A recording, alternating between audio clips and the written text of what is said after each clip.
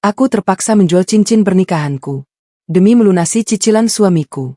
Namun saat jual pemilik toko terkejut. Cincin ini ternyata menyimpan 1000 cerita di balik semua kejadian lalu yang membikin retak pernikahanku. Sebelum ceritanya kita mulai, absen dulu teman-teman cerita Putri dari daerah mana saja. Bantu subscribe, like dan komen dari teman-teman semua sangat berarti buatku. Agar channel ini bisa berkembang dan tentunya bisa menghadirkan cerita yang lebih menyayat hati. Yang sudah subscribe, like, dan komen aku ucapkan terima kasih dan semoga selalu lancar rezekinya. Amin. Ayo kita mulai cerita kali ini. Ikuti sampai selesai ya.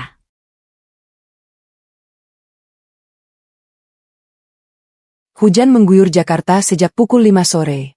Kini jarum jam menunjukkan pukul 22.47. Tara duduk di tepi tempat tidur utama rumah susun mereka di lantai 8, Blok C, Perumahan Mutiara Indah. Di luar, suara air jatuh dari talang menciptakan irama yang monoton, seperti detak jantung yang lelah. Tara tidak peduli pada hujan. Matanya terpaku pada cincin di jari manis kirinya. Berlian biru kecil itu, tidak lebih besar dari kacang hijau, memantulkan cahaya lampu tidur yang redup. Warnanya seperti lautan di kedalaman tertentu, biru gelap yang menyimpan rahasia. Tara membayangkan ibunya, Lestari, memakai cincin yang sama 30 tahun lalu di sebuah upacara pernikahan sederhana di halaman belakang rumah kakeknya. Cincin ini bukan sembarang cincin, Nak, bisik suara ibunya dalam ingatan. Tara bisa mendengarnya seolah-olah ibunya berdiri di sampingnya saat ini. Suara lembut yang selalu berakhir dengan batuk-batuk kecil, karena penyakit yang perlahan-lahan merenggut nyawanya. Kakekmu dapat dari saudagar tua di Palembang. Kata saudagar itu, cincin ini bisa bongkar rahasia siapapun yang memakainya. Bongkar rahasia? Ma. Tara kecil dulu selalu tertawa mendengar cerita itu. Rahasia apa? Rahasia hati, Nak. Rahasia yang paling dalam. Tara kini tersenyum pahit. Rahasia hati, Ma? Sepenggal cerita pengantar tidur yang konyol. Ia memutar cincin itu perlahan di jarinya. Logam putihnya terasa dingin. Tara ingat bagaimana ibunya selalu memastikan cincin itu bersih. Setiap malam Jumat, Lestari akan mengambil sikat gigi bekas dan pasta gigi, lalu menggosok cincin itu dengan sabar selama 10 menit.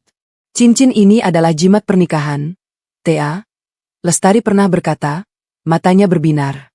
Kalau suatu hari nanti kamu menikah, cincin ini akan lindungi kamu dari kejahatan suamimu. Tara tertawa waktu itu. Kejahatan suami? Apa suami akan jahat? Ma? Laki-laki itu rumit. Nak, mereka bisa cinta di pagi hari, tapi di malam hari mereka menyembunyikan sesuatu. Kini, di usia 32 tahun, Tara mulai mengerti apa yang dimaksud ibunya. Pintu kamar terbuka. Rangga masuk sambil mengeringkan rambutnya yang masih basah dengan handuk merah kesayangannya. Wajahnya lelah, kantung mata tebal, rambut di pelipis mulai tipis, padahal usianya baru 35 tahun. 2 tahun terakhir ini, bisnis event organizer yang ia bangun seolah berjalan di tempat, bahkan cenderung mundur. Kamu masih lihat cincin itu? Rangga duduk di sisi lain tempat tidur, cukup jauh sehingga tidak menyentuh Tara. Udah ribuan kali kamu lihat, Ta. Kayak pertama kali lihat aja. Setiap kali aku lihat, aku ingat Mama. Tara tidak menoleh. Matanya masih setia pada cincin. Dia bilang, cincin ini akan lindungi pernikahan kita. Rangga menghela napas. Mama kamu sudah meninggal, Ta. Sekarang kita yang jalanin hidup. Cincin enggak bisa bayar listrik. Tara akhirnya menoleh. Matanya menatap Rangga dengan tajam. Itu bukan poinnya, Bang. Ini soal kenangan. Ini soal kamu yang susah move on. Potong Rangga cepat. Tara bisa mendengar ketajaman di suaranya.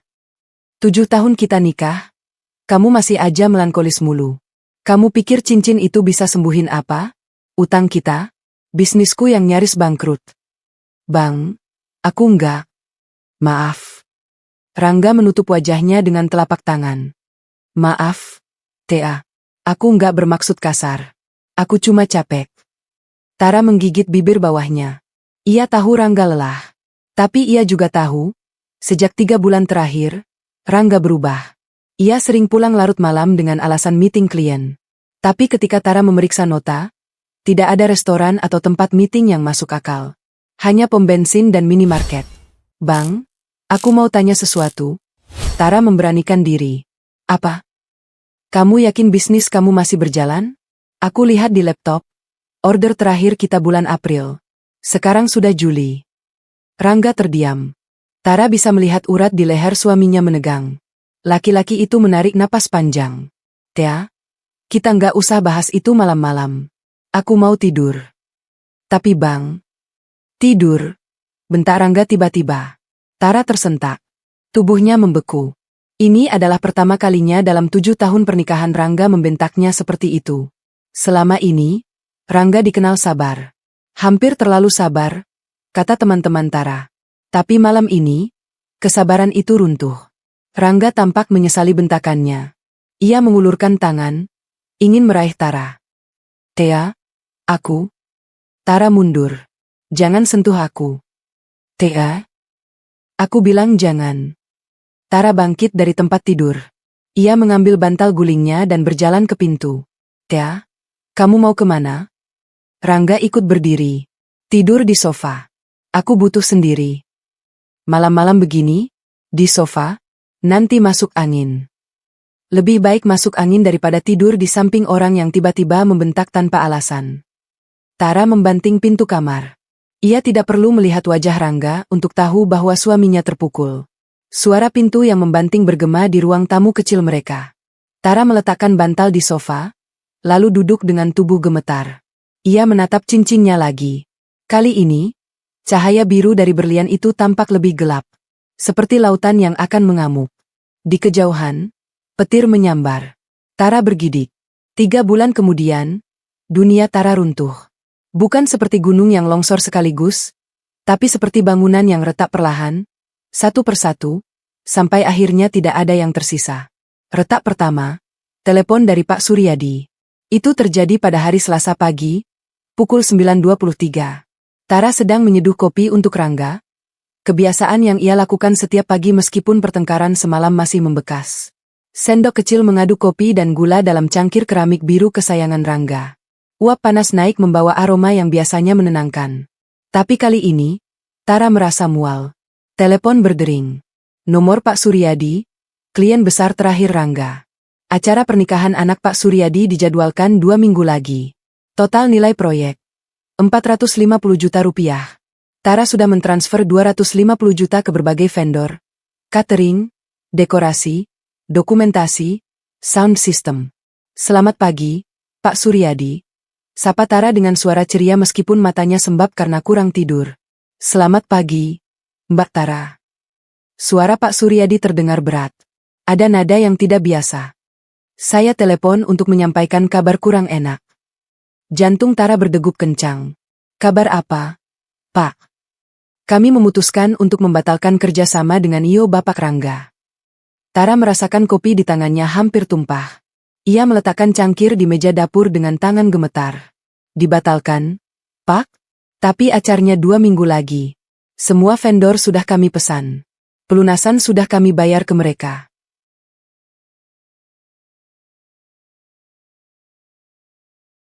Iya, Mbak. Saya tahu. Tapi anak saya dapat tawaran dari Io lain dengan harga setengah. Kami tidak bisa menolak, Mbak. Kondisi ekonomi lagi sulit. Setengah? Pak, itu tidak masuk akal. Mana mungkin Io lain bisa kasih harga setengah dengan kualitas yang sama? Saya tidak tahu, Mbak. Yang jelas, mereka sudah menunjukkan portofolio dan testimoni. Maaf, Mbak. Kami sudah ambil keputusan. Tara mencoba menahan diri untuk tidak berteriak. Pak, uang kami sudah mengendap di vendor. Itu 250 juta. Kami tidak bisa menariknya kembali karena masa refund sudah lewat. Kalau batal, kami rugi besar. Saya turut prihatin, Mbak. Tapi ini murni keputusan bisnis. Saya tidak bisa memaksa anak saya untuk tetap pakai Io yang lebih mahal. Telepon ditutup dari sisi Pak Suryadi. Tara terdiam, memegang ponsel yang masih panas di telinganya. 250 juta. Hilang dalam sekejap. Retak kedua, pertemuan dengan Rangga. Tara berjalan ke ruang tamu. Rangga sedang duduk di sofa, menatap laptop dengan dahi berkerut. Ia tidak sadar Tara sudah berdiri di belakangnya. Bang. Rangga tidak menjawab. Bang, Pak Suryadi batal. Rangga tetap diam. Matanya tidak lepas dari layar. Kamu dengar? Bang, Pak Suryadi batal. 250 juta kita hangus. Iya, aku dengar. Suara Rangga datar. Dingin. Seperti sedang membicarakan cuaca. Masa kamu tenang-tenang aja? Itu uang hampir habis dari tabungan kita. Aku nggak tenang. Rangga menoleh. Matanya merah, seperti orang yang semalaman tidak tidur. Tapi aku juga nggak bisa ngapa-ngapain. Klien pindah? Ya sudah. Kita cari klien lain. Cari klien lain? Bang, proyek ini yang terakhir. Setelah ini, kita nggak punya orderan lagi. Kantor kosong. Karyawan udah kita rumahkan. Gimana? Rangga menutup laptop dengan kasar. Kamu kira aku nggak tahu? Aku juga stres, Tia. Tapi kamu terus-terusan komplain nggak akan selesain masalah. Aku bukan komplain, Bang. Aku minta solusi. Solusinya cari klien baru. Pakai uang apa cari klien baru? Promosi butuh duit. Relasi butuh duit. Kita udah tekor. Rangga berdiri. Tingginya 178 cm. Jauh di atas Tara yang hanya 155 cm. Tapi Tara tidak mundur. Kamu nggak percaya sama aku, Tia? Tanya Rangga dengan suara yang lebih rendah, tapi lebih berbahaya. Aku percaya. Tapi kamu harus jujur. Selama ini, kamu selalu bilang semuanya baik-baik saja. Tapi ternyata kita sudah di jurang. Kamu sembunyiin fakta dari aku. Aku sembunyiin karena aku nggak mau kamu stres. Sekarang aku lebih stres karena tahu kamu bohong. Mereka berhadapan. Jarak hanya setengah meter. Tara bisa mencium bau rokok dari kemeja Rangga. Padahal Rangga sudah berhenti merokok 2 tahun lalu. Kamu merokok lagi? Tanya Tara. Rangga mengalihkan pandangan. Job? Iya. Kadang-kadang. Kapan? Di mana? Uang rokok dari mana? Duit receh. Tia. Jangan dibesar-besarkan. Receh? 15.000 per bungkus kali 3 hari, 45.000 seminggu. 180.000 sebulan. Itu bisa buat beli beras? Bang. Rangga membuang napas kasar. Aku capek, Tia. Aku capek diatur-atur terus. Aku laki-laki, bukan anak kecil. Laki-laki yang bertanggung jawab. Bang.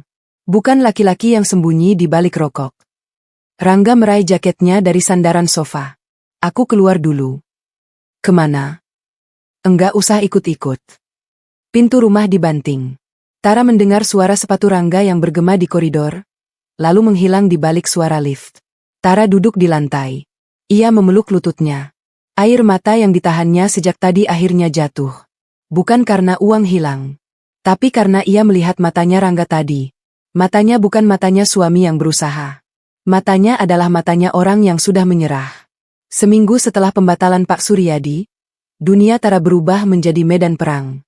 Setiap hari ada teror baru. Hari Senin, pukul 14, telepon dari bank. Selamat siang, Ibu Tara. Saya dari Bank Mandiri Cabang Pasar Minggu.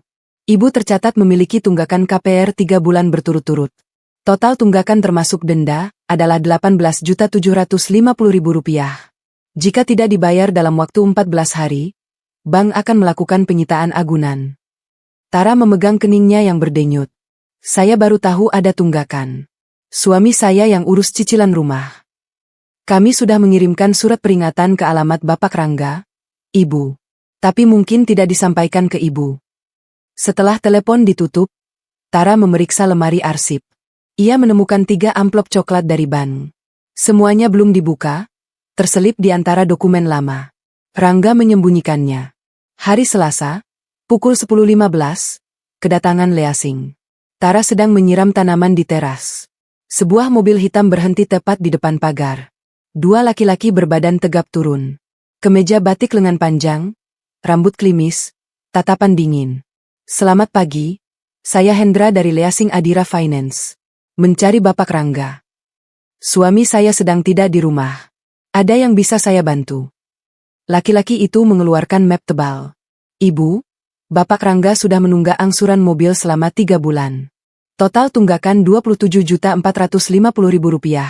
Kami sudah kirim surat peringatan pertama dan kedua. Ini surat peringatan ketiga. Tara menerima map itu dengan tangan dingin. 3 bulan? Saya tidak tahu. Suami saya selalu bilang ia bayar setiap bulan. Hendra mengangkat alis. Maaf, Ibu. Faktanya di sistem kami, pembayaran terakhir terjadi 5 bulan lalu. Setelah itu, Bapak Rangga hanya membayar denda minimal di bulan keempat, lalu berhenti total. Jadi, sekarang gimana? Kami kasih waktu seminggu untuk melunasi tunggakan. Jika tidak, mobil akan kami tarik. Ini sudah prosedur standar, Ibu. Kami nggak suka, tapi terpaksa. Setelah mobil leasing pergi, Tara duduk di teras. Ia memegang map itu. Isinya rincian pembayaran yang tidak pernah ia lihat sebelumnya. Ia ingat 5 bulan lalu. Rangga datang dengan wajah ceria. Tea, kita beli mobil baru. Yuk.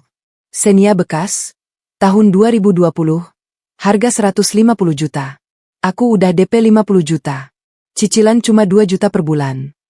Tara kaget. DP 50 juta dari mana? Dari klien. Udah lunas. Tea. Tara percaya waktu itu.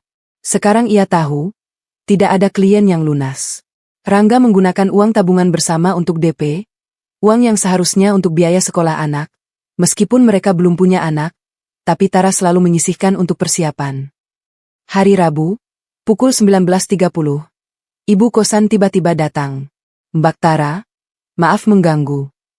Bu RT, yang juga pemilik kontrakan, karena rumah susun mereka juga sebenarnya sistem sewa beli dengan bank, datang dengan wajah khawatir. Saya dapat pemberitahuan dari pengelola, Mbak. Iuran lingkungan 3 bulan belum dibayar. Totalnya Rp450.000. Biasanya Bapak Rangga yang bayar. Tara menutup mata sebentar. Saya urus, Bu. Minggu depannya. Bu RT mengangguk, tapi matanya penuh tanya. Mbak, maaf saya ikut campur. Tapi semua tetangga lihat Bapak Rangga akhir-akhir ini sering pulang malam. Kadang mabuk. Kami khawatir, Mbak. Tara tersenyum tipis. Enggak apa-apa, Bu. Suami saya lagi stres kerja. Setelah Bu RT pergi, Tara masuk ke kamar. Rangga sudah tidur sejak pukul 18, pulang lebih awal karena katanya, pusing. Tara duduk di kursi di sudut kamar. Ia mengamati suaminya yang tidur. Rangga tampak lebih tua dari usianya.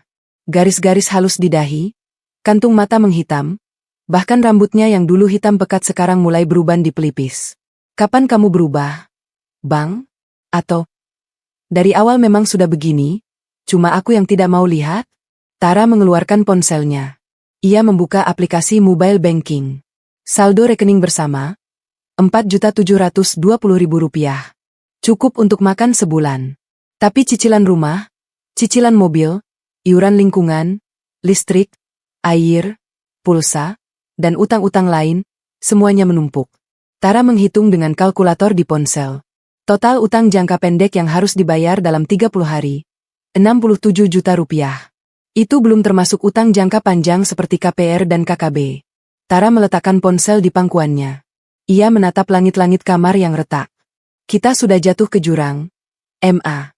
Dan aku tidak tahu apakah masih ada tali untuk memanjat. Ia memutar cincin di jarinya. Kilau biru itu terlihat menyedihkan di bawah lampu kamar yang redup. Cincin ini akan lindungi pernikahanmu, Nak. Suara ibunya kembali hadir di telinga Tara. Lindungi gimana, MA? Tara bicara pada foto ibunya di nakas. Lindungi dengan membuat aku bangkrut. Foto ibunya hanya tersenyum, tidak menjawab. Tara tidak bisa tidur malam itu. Ia sudah berbaring sejak pukul 22, berguling ke kiri dan ke kanan, mengganti bantal 3 kali, tapi matanya tetap terbuka lebar. Di sampingnya, Rangga sudah mendengkur sejak 1 jam lalu. Napas berat yang kadang berhenti beberapa detik, lalu melanjutkan dengan suara mendesah. Tara menatap layar ponsel. Pukul 00.47. Ia bangkit perlahan, berusaha tidak membuat suara. Rangga bergerak sedikit, lalu diam lagi. Tara berjalan ke ruang tamu dengan telanjang kaki. Lantai keramik terasa dingin. Ia duduk di sofa, lalu menatap cincinnya. Berlian biru itu memantulkan cahaya lampu jalan dari jendela, kuning pucat, membuat warna birunya tampak seperti lautan di senja hari. Ia ingat saat pertama kali Rangga memberinya cincin ini. Malam itu, 7 tahun lalu. Restoran Italia di kawasan Kemang.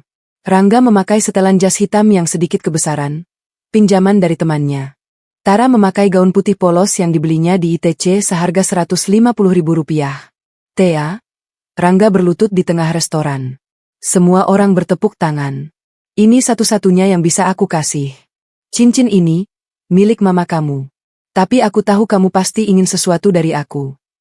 Tara menangis bahagia. Kamu dapat dari mana? Dari mama kamu. Sebelum beliau meninggal, beliau titip ke aku. Beliau bilang, kasih ini ke Tara saat aku siap menikahinya. Tara tidak pernah memverifikasi cerita itu. Ia terlalu bahagia. Kini, Tara bertanya-tanya. Apakah ibunya benar-benar memberikan cincin itu pada Rangga?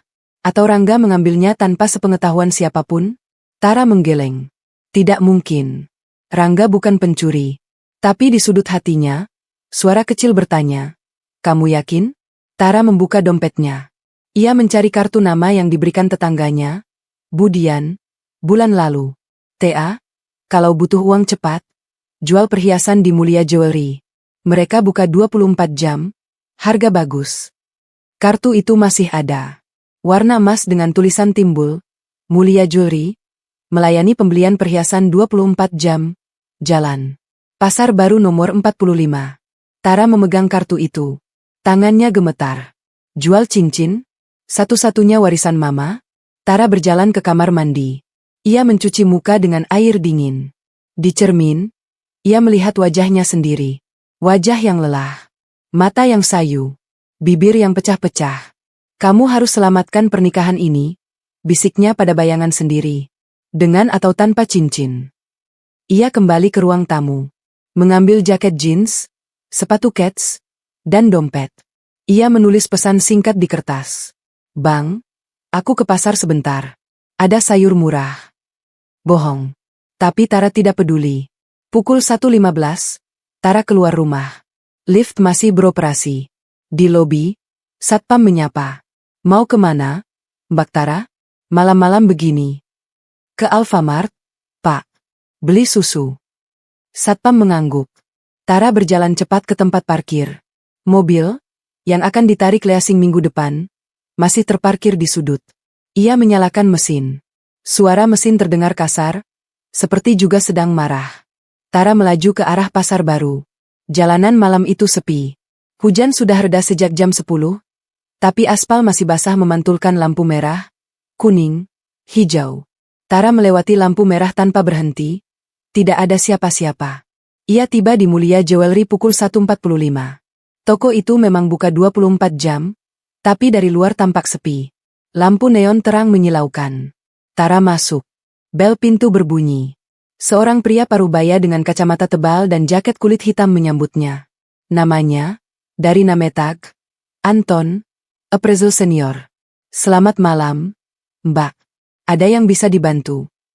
Tara mengulurkan tangan kirinya. Saya mau menjual cincin ini.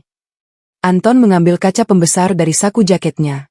Dengan gerakan yang lincah dan terlatih, tanda sudah puluhan tahun berkecimpung di bisnis perhiasan, ia mengamati cincin Tara. Tiba-tiba, matanya membesar. Mbak, ini apa? Mbak tunggu sebentar. Saya panggil bos saya. Anton berjalan cepat ke ruang belakang. Tara mendengar bisik-bisik. 2 menit kemudian, seorang pria tua dengan rambut putih, kumis tebal, dan perut buncit keluar. Pria itu mengenakan setelan batik coklat tua. Matanya tajam, seperti elang. Selamat malam, Mbak. Saya Hartono, pemilik toko ini. Boleh saya lihat cincinnya? Tara ragu, tapi mengulurkan tangannya. Hartono mengambil kaca pembesar yang lebih canggih. Dengan lampu LED kecil. Ia mengamati cincin itu dari segala sudut. Lalu ia mengeluarkan timbangan digital kecil dan menjatuhkan berlian biru itu di atasnya. Mbak, boleh saya tanya? Cincin ini warisan dari mama saya. Almarhumah? Iya, sudah meninggal 10 tahun lalu. Hartono menghela napas. Mbak, saya tidak mau membuat Mbak takut. Tapi cincin ini bukan cincin biasa. Ini Blue Diamond. Kualitas langka. Saya baru lihat yang seperti ini 3 kali dalam 40 tahun saya berbisnis. Tara terkejut. Berapa harganya? Hartono memencet kalkulator. Ia menunjukkan angka. 850 juta rupiah. Tara hampir pingsan. 850 juta. Itu tawaran kami, Mbak. Sebenarnya harga pasar bisa sampai 1,2 miliar. Tapi karena Mbak jual langsung ke toko, tanpa lelang, kami ambil keuntungan di sini. Tara terdiam. Uang sebanyak itu bisa melunasi semua utang. Bahkan sisa untuk modal usaha baru. Tapi Mbak, saya beritahu jujur, Hartono melanjutkan. Cincin ini punya sejarah. Saya merasa pernah melihatnya di suatu tempat. Dulu, sekitar 20 tahun lalu, ada seorang perempuan yang memakainya. Istri pengusaha properti. Tara tidak memedulikan itu. Pikirannya hanya pada angka 850 juta. Saya terima, kata Tara. Mbak yakin? Mbak nggak mau konsultasi dulu dengan suami? Ini darurat, Pak. Suami saya sedang sakit. Butuh uang untuk pengobatan. Tara berbohong lagi, tapi kali ini dengan mudah. Hartono mengangguk. Ia meminta Anton menyiapkan dokumen. Tara menandatangani 3 lembar kertas dengan tangan gemetar. Saat pena menyentuh kertas, ia merasa seperti menandatangani surat kematian untuk sebagian dirinya. Setelah dokumen selesai, Hartono mentransfer uang ke rekening Tara. Ponselnya bergetar, notifikasi masuk. Selesai, Mbak. Cincin ini sekarang milik kami. Tapi, Hartono mengeluarkan kartu nama lain. Ini kartu nama pembeli anonim. Suatu saat kalau Mbak mau beli kembali, hubungi nomor ini. Tara menerima kartu itu. Terima kasih, Pak. Ia berjalan keluar toko. Di luar, angin malam terasa lebih dingin dari biasanya. Tara melihat jari manisnya yang kosong. Bekas cincin masih membekas, garis putih tipis melingkar. Tara menangis. Bukan isak tangis biasa, tapi tangis keras yang tertahan. Ia menutup mulutnya dengan kedua tangan, mencoba menahan suara, tapi bahunya naik turun hebat. Ibu, maafkan aku. Bisiknya tersedu-sedu. Di dalam mobil, Tara menangis selama 15 menit. Air mata membasahi setir kemudi. Lalu ia menarik napas panjang, membersihkan wajah dengan tisu, dan menyalakan mesin. Ia harus pulang. Rangga tidak boleh tahu. Tara sampai di rumah pukul 3.30. Ia masuk dengan diam-diam, meletakkan kunci di tempatnya, lalu berjalan ke kamar mandi untuk membasuh muka. Ia memeriksa wajahnya di cermin, masih merah, mata bengkak. Kamu harus tenang. Rangga tidak boleh curiga. Tara mengganti baju tidur dan berbaring di sisi tempat tidurnya. Rangga masih tidur, posisi sama seperti saat ia pergi. Tara memejamkan mata. Tidak tidur, hanya berpura-pura. Pukul 6, alarm berbunyi. Rangga bangun lebih dulu. Tea, kamu udah bangun? Tanyanya serak. Belum, jawab Tara singkat. Rangga berjalan ke kamar mandi. Tara mendengar suara air mengalir, sikat gigi, lalu Rangga keluar dengan handuk melilit di pinggang. Tea, kamu nggak masak pagi? Enggak enak badan. Rangga mengangkat alis. Kamu nggak apa-apa? Wajah kamu bengkak. Kurang tidur. Rangga mendekat. Ia mencoba meraih tangan Tara, tapi Tara menarik tangannya cepat, menyadari jari manisnya kosong. Rangga melihat. Ia melihat. Matanya membelalak. Mana cincin kamu? Tara pura-pura bingung. Cincin? Cincin apa? Cincin kawin kamu. Cincin berlian biru itu. Ah, itu. Tara menggaruk kepalanya yang tidak gatal. Aku lepas tadi malam. Takut kena sabun cuci piring. Lepas di mana? Aku cariin. Enggak usah, Bang.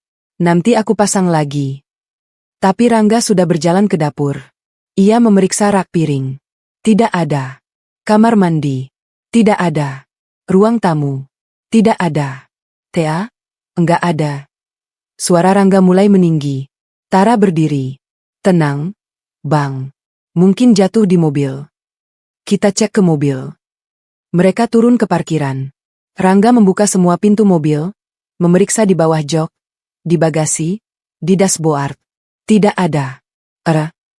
Rangga membanting pintu mobil. Kamu nggak jujur. Kamu jual cincin itu, kan? Tara tidak bisa berbohong lagi. Matanya bertemu dengan mata Rangga. Iya, aku jual. Rangga tampak seperti ditampar. Kamu jual tanpa bilang aku. Tanpa izin. Ini cincin aku, Bang. Warisan mama aku. Aku nggak perlu izin. Tapi ini cincin kawin kita. Simbol pernikahan kita. Simbol pernikahan yang enggak bisa bayar utang. Bang, kamu sendiri yang bilang dulu, cincin cuma benda. Rangga terdiam. Ia ingat perkataannya sendiri. Jual di mana? Tanyanya akhirnya. Mulia Jori. Berapa? 850 juta. Rangga terkesiap. Segitu? Ya. Cukup buat bayar semua utang, Bang. Cicilan rumah, mobil, iuran, semuanya. Alih-alih lega, Rangga tampak ketakutan. Wajahnya pucat. Tangannya gemetar. Tea, kamu nggak boleh jual cincin itu. Kenapa? Bukannya ini solusi? Enggak. Cincin itu bukan cuma warisan. Apa maksud kamu? Rangga membuang muka. Enggak. Lupakan. Rangga, jawab. Enggak. Pokoknya kamu harus beli cincin itu kembali. Besok. Sekarang. Kita pakai uangnya untuk beli lagi. Gila, Bang. Kita baru lunas utang, sekarang kamu mau utang lagi. Aku nggak peduli. Mereka bertengkar di parkiran. Beberapa tetangga mulai membuka jendela. Tara menarik tangan Rangga. Masuk dulu, Bang. Malu sama tetangga. Di dalam rumah, pertengkaran berlanjut. Rangga berjalan mondar-mandir seperti singa di kandang. Kamu nggak tahu apa yang kamu lakukan? Tea, desis Rangga. Ya, jelaskan. Biar aku tahu. Aku nggak bisa. Kenapa nggak bisa? Karena... Rangga berhenti. Ia menutup wajahnya dengan kedua tangan. Tara bisa melihat bahunya bergetar. Apakah Rangga menangis? Bang, cerita. Aku istri kamu. Apapun, kita hadapi bersama. Rangga menggeleng. Enggak, Tea. Kalau kamu tahu, kamu akan benci aku. Aku sudah tidak tahu harus bagaimana lagi denganmu, Bang. Tapi aku tidak akan benci. Aku janji. Rangga mengangkat wajahnya. Matanya merah, basah. Cincin itu dulu aku curi. Dunia Tara berhenti berputar. Tara merasakan darahnya berubah menjadi es. Curi? Maksud kamu curi? Rangga duduk di sofa dengan tubuh lemas. Tea, duduk. Aku cerita semuanya. Tara tidak duduk. Ia berdiri dengan tangan bersilang, seperti hakim yang akan memvonis. Aku nggak akan duduk. Cerita. Rangga menarik napas panjang. 10 tahun lalu, aku bekerja sebagai sopir pribadi untuk keluarga Hartono. Rumahnya di Menteng. Bapak Hartono pengusaha properti, istrinya Nyonya Sari Dewi. Tara mencoba mencerna. Kamu sopir? Selama ini kamu bilang kamu lulusan manajemen bisnis, kerja di perusahaan event organizer. Itu semua bohong. Tea. Aku lulusan SMA. Pekerjaan pertamaku jadi sopir. Terus pindah jadi kuli panggung Yo. Lama-lama aku belajar bisnis Yo sendiri, tapi selalu bangkrut. Terus cincinnya. Nyonya Sari Dewi selalu pakai cincin itu. Berlian biru. Kata orang, itu warisan keluarganya. Suatu hari, Nyonya Sari mengalami kecelakaan mobil di tol Jagorawi. Aku yang pertama sampai di lokasi. Mobilnya hancur. Nyonya Sari sudah tidak sadar. Cincin itu terlepas dan jatuh di samping kursi. Kamu mengambilnya? Aku panik. Tea, aku pikir Nyonya Sari sudah meninggal, padahal belum. Ia meninggal di rumah sakit beberapa jam kemudian. Aku ambil cincin itu, lalu aku simpan. Aku nggak berniat jual. Aku cuma ingin punya sesuatu yang berharga. Tara merasakan mual. Lalu kamu beri ke aku sebagai cincin pernikahan. Beberapa tahun kemudian, aku ketemu kamu. Aku jatuh cinta. Tapi aku nggak punya uang beli cincin. Cincin itu satu-satunya yang berharga yang aku punya. Aku pikir, nggak apa-apa, yang penting Tara senang. Senang? Kamu beri aku barang curian, lalu bilang itu warisan mama aku. Aku nggak pernah bilang itu warisan mama kamu. Kamu sendiri yang mengira begitu. Tara terdiam. Benar. Rangga tidak pernah secara eksplisit mengatakan cincin itu dari ibunya. Rangga hanya bilang, ini satu-satunya yang bisa aku kasih. Tara yang berasumsi karena warna birunya mirip dengan cincin yang biasa dipakai ibunya di foto lama. Tapi kamu nggak pernah meluruskan. Bang. Kamu biarkan aku percaya bahwa itu warisan mama. Aku takut kehilangan kamu. Ta? Jadi kamu lebih memilih hidup dalam kebohongan daripada kehilangan aku? Kamu pikir itu cinta? Rangga diam. Tara berjalan ke jendela. Ia melihat keluar. Langit pagi mulai terang, tapi di dalam hatinya gelap gulita. Ada lagi yang kamu sembunyikan? Tanya Tara tanpa menoleh. Rangga tidak menjawab. Bang, aku tanya. Ada lagi? Ya, sebaiknya. Ada lagi apa? Rangga menggigit bibirnya. Aku punya wanita lain. Tara berbalik cepat. Matanya melebar, bukan karena kaget, tapi karena rasa sakit yang luar biasa. Apa? Namanya Rika. Keponakan Bapak Hartono. Tara tertawa. Tertawa keras, histeris. Kamu selingkuh dengan keponakan orang yang kamu curi. Aku nggak sengaja. Tia, aku ketemu Rika di acara Yo. Aku nggak tahu dia keponakan Hartono. Tapi setelah tahu, aku nggak bisa berhenti. Rika tahu soal cincin itu. Dia yang memberitahu Hartono. Jadi Hartono tahu aku jual cincin itu. Dia tahu sejak awal. Hartono yang menyuruh toko emas itu memberi harga tinggi. Hartono yang membeli cincinmu kembali. Tara merasakan kepalanya pusing. Semua terhubung seperti jaring laba-laba. Kamu tahu apa artinya ini, Bang? Artinya Hartono sudah tahu semuanya sejak awal. Artinya pernikahan kita, 7 tahun, adalah sebuah drama yang Hartono tonton dari jauh. Maafkan aku, Ta. Maaf tidak cukup, Bang. Tara meraih kuncinya. Aku keluar. Kemana? Enggak usah ikut-ikut. Tara membanting pintu. Di koridor, ia bersandar di dinding. Dadanya sesak. Ia ingin berteriak, tapi tidak ada suara yang keluar. Ia ingin menangis, tapi air matanya beku. Ia berjalan ke parkiran, menyalakan mobil, dan melaju tanpa tujuan. Di lampu merah pertama, ia berhenti.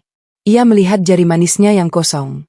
Cincin ini akan bongkar rahasia siapapun yang memakainya, kata ibunya dulu. Kini Tara mengerti.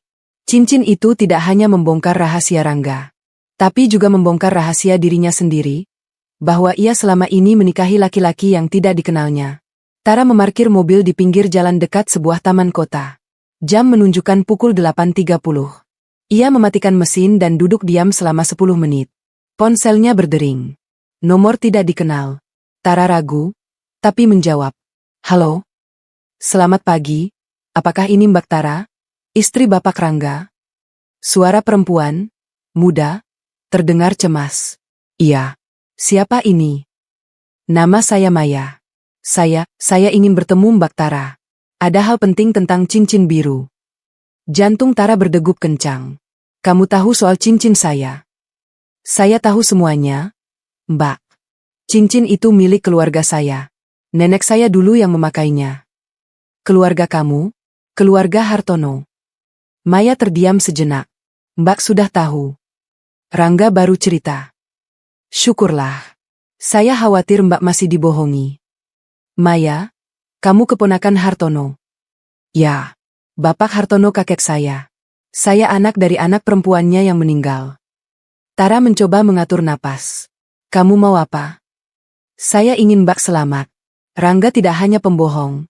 Mbak, dia berbahaya. Berbahaya bagaimana? Maya berbisik. Dulu, saat nenek saya kecelakaan, Rangga adalah sopir yang mengemudikan mobil. Dia yang menyebabkan kecelakaan itu. Tara merasakan hawa dingin menjalari tulang punggungnya. Apa? Itu belum terbukti, Mbak. Tapi ada saksi yang melihat Rangga dan nenek bertengkar hebat sebelum kecelakaan. Nenek mau memecat Rangga karena ketahuan mencuri perhiasan kecil. Rangga marah. Beberapa jam kemudian, nenek kecelakaan. Kenapa polisi tidak menangkapnya? Tidak ada bukti kuat. Kecelakaan tunggal, rem blong, kondisi jalan licin.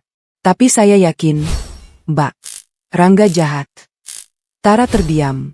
Selama 7 tahun, ia tidur di samping laki-laki yang mungkin menjadi pembunuh. Maya, kita harus bertemu. Setuju. Saya kirim lokasi.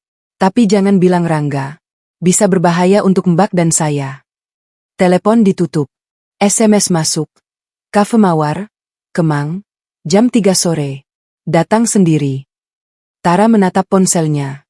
Di layar, foto wallpaper pernikahannya dengan Rangga. Mereka tersenyum, bahagia, penuh harapan. Tara mengganti wallpaper itu dengan foto abstrak berwarna abu-abu. Pukul 14, Tara sudah berada di Cafe Mawar. Ia datang lebih awal untuk mengamati suasana. Kafe itu kecil, hanya 8 meja, dengan dekorasi vintage. Jendela besar menghadap ke jalan, memudahkan Tara melihat siapa yang datang dan pergi. Pukul 15 tepat, seorang perempuan muda masuk. Wajahnya manis, kulit putih, rambut panjang sebahu. Ia mengenakan kemeja putih dan rok panjang batik. Di tangannya, sebuah map coklat tebal. Mbak Tara? Sapa perempuan itu. Iya. Maya? Maya mengangguk. Mereka berjabat tangan. Maya duduk di seberang Tara. Terima kasih mau datang, Mbak. Langsung saja. Kamu bilang Rangga berbahaya. Bukti apa yang kamu punya? Maya membuka map coklat itu. Isinya foto-foto, surat, dan dokumen. Ini laporan polisi tahun 2000 tentang kecelakaan nenek saya. Lihat bagian saksi. Maya menunjuk sebuah paragraf. Tara membaca. Saksi mata, Bapak Suryono, melihat mobil melaju tidak stabil sebelum kecelakaan. Saksi melihat ada 2 orang di dalam mobil, pengemudi dan penumpang. Pengemudi tampak sedang bertengkar dengan penumpang. Setelah kecelakaan, saksi melihat pengemudi keluar dari mobil dalam keadaan panik dan mengambil sesuatu dari samping kursi penumpang, lalu pergi meninggalkan lokasi. Pengemudinya Rangga, kata Maya. Dan barang yang diambilnya adalah cincin itu. Tara menutup matanya. Ini belum cukup untuk bukti di pengadilan. Tapi cukup untuk saya tahu bahwa Rangga monster. Maya mengeluarkan foto lain. Foto Rangga bersama seorang wanita di kafe. Wanita itu mencium pipi Rangga. Siapa ini? Rika. Keponakan kakek saya. Dia pacar Rangga. Tara sudah tahu, tapi melihat fotonya tetap menusuk. Kapan foto ini? Seminggu yang lalu. Rangga masih berselingkuh dengan Rika, meskipun sudah menikah dengan Mbak. Rika tahu Rangga sudah menikah. Tahu. Tapi Rika bilang, Rangga berjanji akan menceraikan Mbak. Tara tertawa pahit. Jadi Rangga sudah merencanakan ini semua. Menjual cincin, berselingkuh, mungkin juga memanfaatkan aku untuk sesuatu. Maaf, Mbak. Saya tidak tahu detailnya. Tara menggenggam tangannya sendiri. Terima kasih, Maya. Kamu baik hati memberitahu aku. Saya tidak tega melihat Mbak hidup dalam kebohongan. Saya juga korban kebohongan laki-laki. Maya bercerita bahwa ia pernah menikah dengan laki-laki yang ternyata sudah beristri. Perkawinan mereka tidak pernah dicatat negara. Maya hamil, tapi suaminya memaksanya aborsi. Sejak itu, saya benci laki-laki. Tapi saya juga benci melihat perempuan lain menderita seperti saya. Tara meraih tangan Maya. Kita akan bantu satu sama lain. Maya tersenyum. Untuk pertama kalinya, Tara merasa tidak sendirian. Malam itu, Tara tidak pulang ke rumah. Ia menginap di hotel murah dekat kafe. Kamar nomor 207, sempit, bau pengap, tapi cukup untuk ia berpikir. Tara membuka laptop yang ia bawa. Ia mencari arsip berita tentang kecelakaan Nyonya Sari Dewi Hartono. Hasil pencarian membawanya ke situs arsip Kompas. Pengusaha Hartono kehilangan istri dalam kecelakaan maut di Tol Jagorawi. Kompas, 12 Maret 2000. Tara membaca artikel itu berulang kali. Jakarta, Kompas, kecelakaan tunggal terjadi di Tol Jagorawi KM 27, kemarin siang.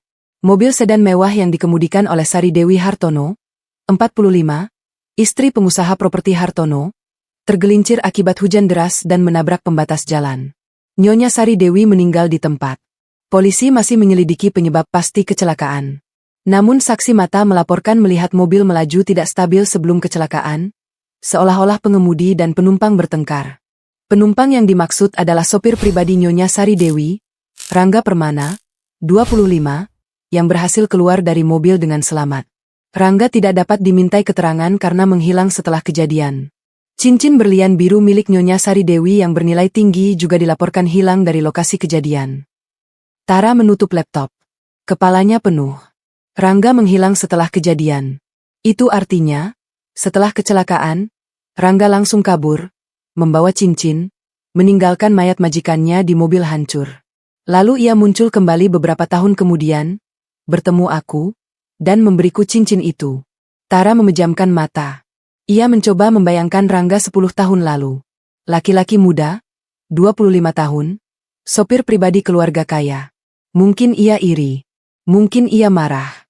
Mungkin ia memang sudah merencanakan sesuatu. Atau mungkin kecelakaan itu benar-benar tidak disengaja? Tara tidak tahu. Yang ia tahu, Rangga mengambil cincin itu dan berbohong tentang asalnya. Itu sudah cukup untuk membuatnya tidak percaya. Tara membuka ponsel. Ada 12 panggilan tidak terjawab dari Rangga dan 20 pesan WhatsApp. Pesan terakhir. Di mana kamu? Aku khawatir. Pulang? Ya. Kita bicara baik-baik. Tara membalas. Aku di hotel. Aku butuh waktu sendiri. Jangan cari. Lalu ia mematikan ponsel. Pukul 9 pagi, Tara dihubungi Maya lagi. Mbak, kakek saya ingin bertemu. Di rumah. Saya jemput sekarang. Kenapa kakekmu? Karena ada hal penting tentang cincin itu. Bukan soal pencurian. Tapi soal warisan. Tara setuju. Maya menjemputnya dengan mobil mewah, Mercedes hitam, sopir pribadi. Dalam perjalanan, Maya menjelaskan. Mbak, cincin itu bukan perhiasan biasa. Di dalamnya, ada ukiran yang hanya bisa dilihat dengan lup. Ukiran itu adalah peta harta karun. Harta karun? Serius? Keluarga Hartono dulu punya tambang berlian kecil di Kalimantan. Cincin itu adalah kuncinya. Siapapun yang memegang cincin itu, dianggap sebagai pewaris tambang. Tapi tambang itu sekarang sudah ditutup sejak 1985. Tapi lahan dan hak penambangan masih ada. Nilainya miliaran. Tara terdiam. Jadi cincin yang selama ini ia anggap sebagai kenangan sentimental, ternyata bernilai triliunan secara historis. Mereka tiba di rumah Hartono. Rumah besar bergaya kolonial, dengan taman luas dan kolam ikan koi. Di ruang tamu, Hartono sudah menunggu di kursi rodanya. Nak Tara, silakan duduk. Tara duduk di hadapan pria tua itu. Maya duduk di samping kakeknya. Nak, aku sudah tahu semuanya. Kamu menjual cincin itu karena terpaksa. Kamu tidak tahu sejarahnya. Kamu hanya korban dari kebohongan Rangga. Maaf, Pak. Saya tidak tahu. Kamu tidak perlu minta maaf. Justru aku yang harus minta maaf. Aku terlalu lama membiarkan Rangga bebas. Aku terlalu fokus pada bisnis dan luka kehilangan istriku, sehingga aku lupa mengejar keadilan. Lalu sekarang, Pak, apa yang Bapak inginkan dari saya? Hartono menghela napas. Aku tidak ingin apa-apa. Aku hanya ingin tahu, apa kamu mau membantu kami membongkar semua kebohongan Rangga? Bukan untuk balas dendam, tapi agar tidak ada perempuan lain yang menjadi korban. Tara menunduk. Saya masih bingung, Pak. Saya butuh waktu. Tentu. Aku tidak memaksa. Hartono kemudian menawarkan Tara untuk menginap di rumahnya sementara waktu, demi keamanan, karena Rangga mungkin akan mencari Tara. Tara menolak. Saya akan kembali ke kontrakan teman saya, Pak. Saya sudah terbiasa hidup sederhana. Maya memeluk Tara. Hati-hati, Mbak. Telepon saya kapanpun. Tara pamit. Di pintu keluar, ia berbalik. Pak Hartono, apakah Bapak memaafkan Rangga? Hartono tersenyum sedih. Memaafkan? Belum. Tapi aku tidak ingin membenci. Kebencian hanya akan memakan diriku sendiri. Tara mengangguk. Ia melangkah keluar. Di halaman rumah Hartono, matahari bersinar terik. Tapi di hati Tara, masih ada badai yang belum reda. Ia tahu, pertempuran sebenarnya baru akan dimulai. Tara memutuskan untuk kembali ke rumah susun itu. Bukan karena rindu, Bukan karena ingin berdamai, tapi karena ia harus mengambil sisa barang-barangnya. Laptop, dokumen penting, foto-foto ibunya, dan beberapa pakaian. Jam menunjukkan pukul 11. Tara berdiri di depan pintu rumahnya sendiri, tapi ia merasa seperti orang asing. Ia memasukkan kunci, memutarnya perlahan. Pintu terbuka. Rangga duduk di sofa. Ia tidak pergi kemana-mana. Matanya merah, sembab. Sepertinya ia tidak tidur semalaman. Di depannya, segelas kopi sudah dingin dan sepiring nasi goreng tidak tersentuh. "Thea," suara Rangga parau. "Kamu pulang." "Ini bukan pulang, Bang. Ini ambil barang."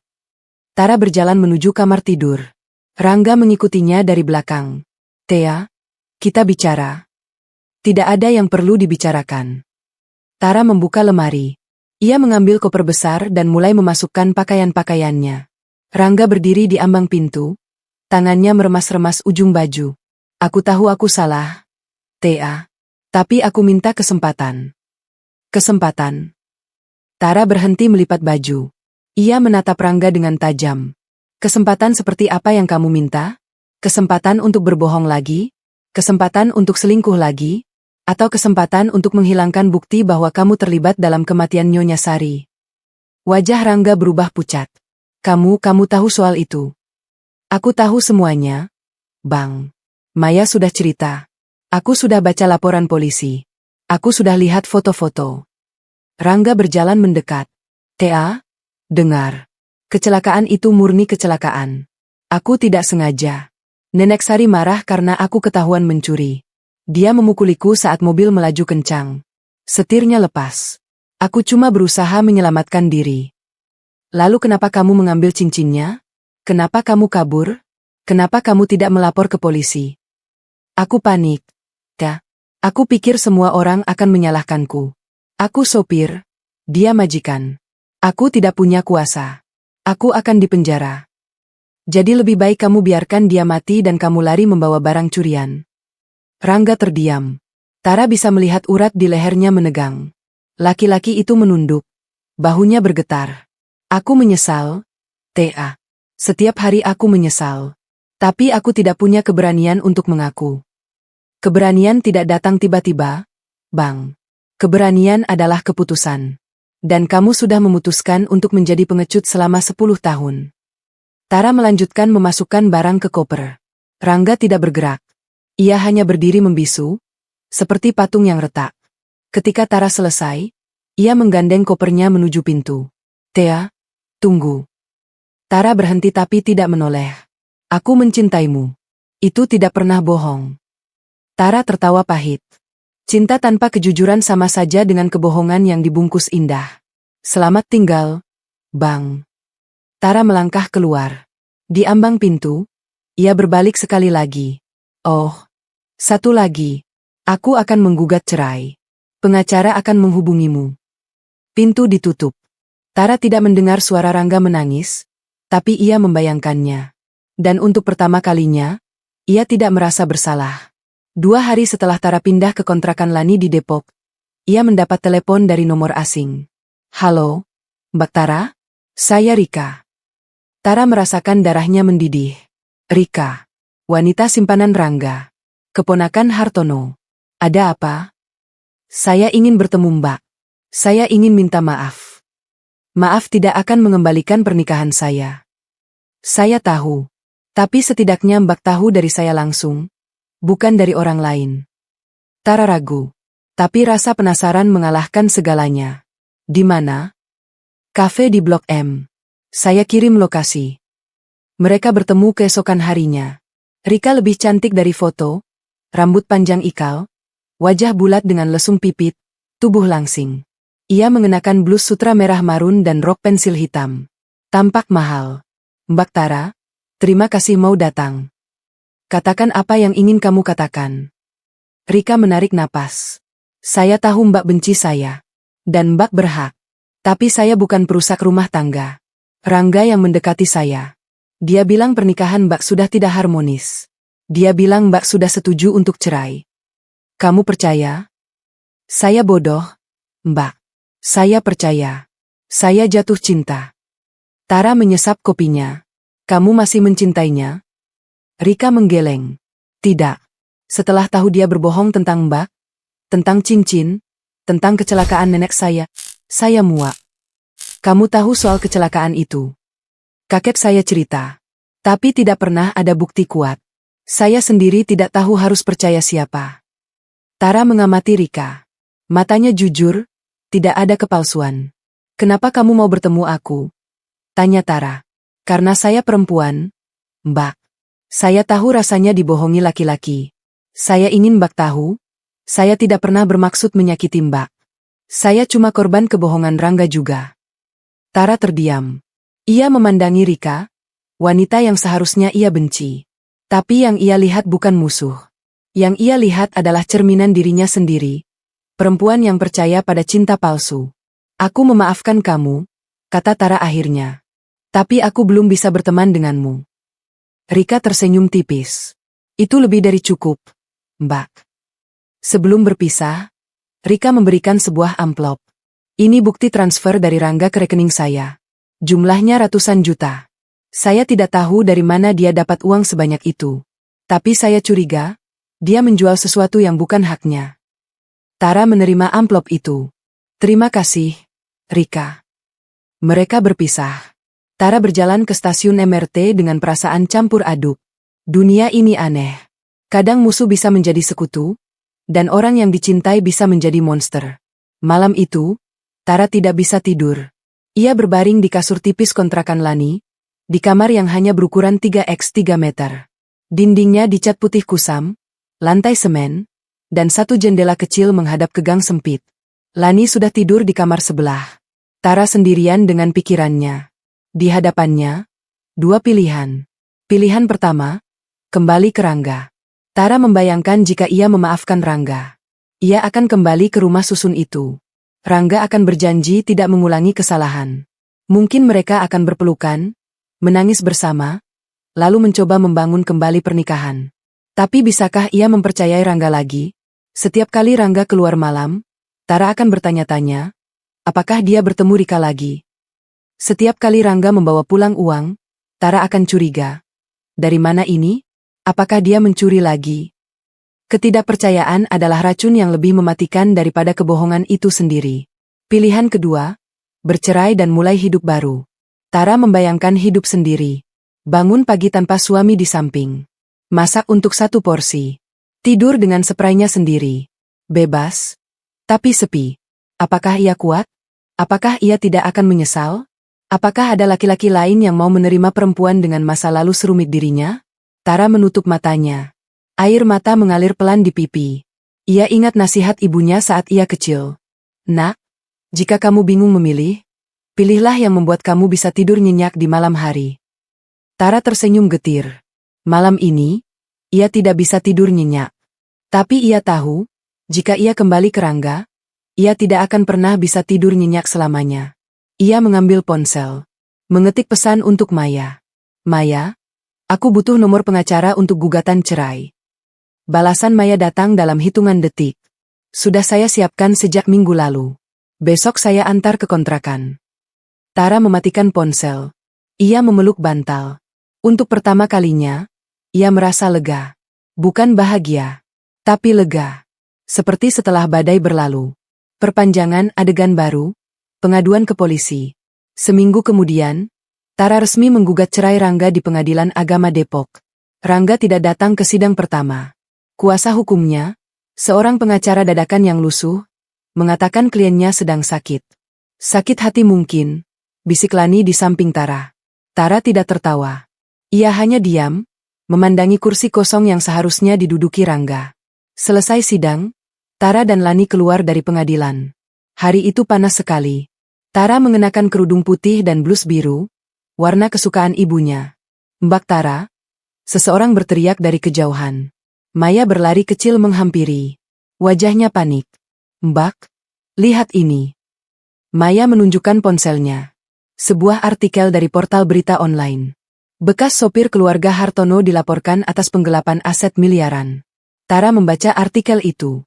Rangga dilaporkan oleh PT Hartono Propertindo atas penggelapan dana perusahaan senilai 1,2 miliar rupiah. Modusnya, membuat perusahaan IO fiktif, menerima uang muka dari klien, lalu menghilang. Ini berarti Rangga tidak hanya mencuri cincin, kata Maya. Dia juga menipu puluhan orang. Banyak klien yang rugi. Kenapa baru sekarang dilaporkan? Karena kakek saya sudah tidak bisa tutup mata lagi. Setelah tahu Rangga selingkuh dengan Rika dan menyakiti Mbak, kakek memutuskan untuk mengambil tindakan hukum. Tara merasakan dadanya sesak. Ia tahu Rangga pembohong, tapi tidak pernah membayangkan ia sejahat itu. Apakah aku harus jadi saksi? Tanya Tara. Pengacara kakek akan menghubungi Mbak. Tapi Mbak tidak wajib. Kakek tidak ingin memaksa. Tara mengangguk. Aku akan jadi saksi. Bukan untuk balas dendam. Tapi agar keadilan ditegakkan. Maya memeluk Tara. Mbak kuat sekali. Tara tidak merasa kuat. Ia merasa lelah. Tapi di tengah kelelahan itu, ada tekad yang baru tumbuh. Perpanjangan, adegan baru, hidup di kontrakan. 3 bulan pertama di kontrakan adalah ujian terberat dalam hidup Tara. Bulan pertama, kelaparan ekonomi. Uang hasil penjualan cincin, yang sempat tersisa sekitar 150 juta setelah membayar semua utang Rangga, harus ia bagi untuk biaya hidup, biaya pengacara, dan biaya transportasi ke pengadilan. Tara menghitung setiap rupiah. Tara tidak lagi sarapan. Cukup minum air putih hangat. Untuk makan siang, ia membeli nasi bungkus seharga 5.000 rupiah. Untuk makan malam, ia masak mie instan atau nasi goreng seadanya. Badannya kurus. Lingkar pinggangnya turun dari ukuran M menjadi S. Lani sering mengelus punggungnya dengan prihatin. Tea, kamu makan yang benar. Nanti sakit. Enggak apa-apa. Lan. Aku lagi diet. Lani tidak percaya, tapi tidak bisa memaksa. Ia kadang membawakan lauk pau dari rumah orang tuanya. Tara selalu menerima dengan mata basah. Bulan kedua, kesepian yang menghantui. Tara tidak hanya kehilangan suami. Ia kehilangan teman bicara, teman tidur, teman berbagi cerita. Rumah susun dulu sering ramai dengan suara Rangga yang bernyanyi di kamar mandi atau menonton bola dengan suara keras. Sekarang, kontrakan itu sunyi. Hanya suara kipas angin dan sesekali suara tetangga yang bertengkar. Tara mulai berbicara pada foto ibunya. "Emma, aku kangen kamu. Kamu pasti kecewa lihat aku sekarang." Ya. Menikah dengan laki-laki pembohong, terus cerai, hidup di kontrakan. Foto ibunya hanya tersenyum. Tara juga mulai menulis jurnal.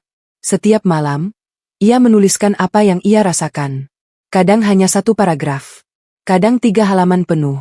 Menulis menjadi terapinya.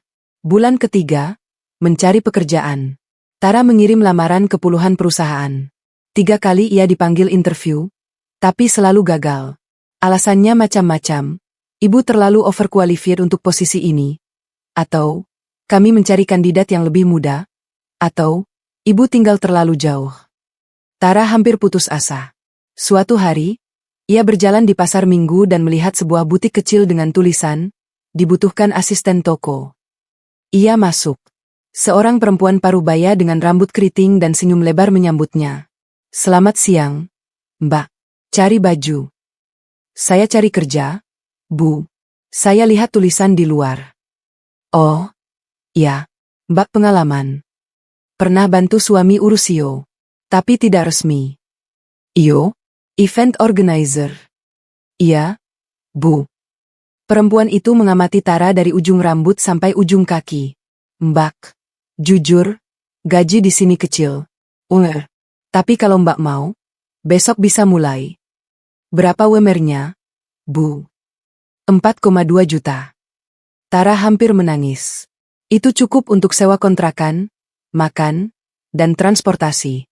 "Saya terima, Bu." "Terima kasih." Perempuan itu tersenyum. "Nama saya Bu Yuni. Kamu?" "Kak." "Selamat bergabung, Tara. Semoga betah." Setiap hari, Tara bangun pukul 4.30. Sebelum subuh, ia sudah merebus air untuk kopi dan mandi dengan air dingin, karena kontrakannya tidak punya pemanas air. Pukul 5.30, ia berangkat jalan kaki ke toko. Jaraknya 20 menit. Di tengah perjalanan, ia melewati pasar pagi yang ramai. Kadang ia membeli pisang goreng atau getuk untuk sarapan. Pukul 6, Tara tiba di toko. Bu Yuni biasanya datang pukul 8. Jadi Tara punya waktu 2 jam untuk membersihkan toko, menyusun baju, dan mengecek stok. Tara suka momen sunyi ini. Tidak ada Rangga. Tidak ada utang. Tidak ada kebohongan. Hanya ia, baju-baju, dan keheningan. Pukul 8, Bu Yuni datang dengan senyum khasnya. Mbak Tara, kau sudah di sini? Jam 8 baru buka. Saya suka datang lebih awal, Bu. Biar toko rapi. Bu Yuni menggeleng-geleng. Kamu ini aneh. Karyawan biasanya malas. Kamu rajin sekali. Saya hanya ingin berguna, Bu. Bu Yuni menatap Tara lama. Kamu pernah terluka? Ya, Mbak. Tara terkejut. Apa maksud Bu Yuni? Mata kamu. Ada luka di sana. Tapi bukan luka fisik. Luka hati. Tara tidak menjawab. Bu Yuni tidak memaksa. Suatu sore, Bu Yuni melihat Tara sedang menggambar sketsa di kertas bekas. Gambar itu adalah desain kalung dari manik-manik dan ranting emas. Itu bagus, Mbak. Kamu bisa desain? Saya belajar dari YouTube, Bu. Iseng-iseng. Jangan iseng-iseng. Kamu berbakat. Nanti kita jual desain kamu. Hasilnya bagi 2. Tara hampir tidak percaya. Serius, Bu. Saya tidak pernah bercanda soal bisnis. Sejak hari itu, Tara mulai merancang perhiasan sederhana dari bahan bekas. Bu Yuni menyediakan bahan, Tara yang mendesain. Hasilnya lumayan. Beberapa kalung dan gelang laris di kalangan anak muda. Tara mulai merasa ada secercah harapan. Suatu Sabtu sore, saat toko sedang sepi, seorang pria tua masuk. Pria itu menggunakan kursi roda, didorong oleh asisten pribadinya. Tara yang sedang merapikan rak langsung menyapa.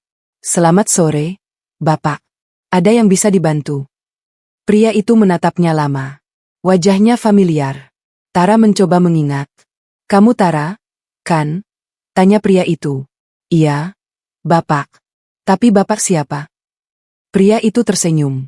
Saya Hartono. Kakek Maya. Kita pernah bertemu di rumah saya. Tara hampir menjatuhkan gantungan baju. Bapak Hartono, ke sini. Sengaja mencari kamu. Maya bilang kamu bekerja di sini. Ada apa, Pak? Apa Rangga? Rangga baik-baik saja. Dia sedang dalam tahanan. Kasus penggelapan. Tapi itu bukan urusan saya sekarang. Hartono mengeluarkan sebuah kotak kecil dari saku jasnya. Kotak bludru biru tua, dengan pita emas. Ini untukmu. Tara membuka kotak itu. Di dalamnya, cincin berlian biru. Cincin ibunya. Cincin yang ia jual setahun lalu. Pak, ini. Ambil. Cincin itu seharusnya menjadi milikmu. Tara menggeleng. Saya tidak bisa, Pak. Ini terlalu berharga. Saya tidak pantas.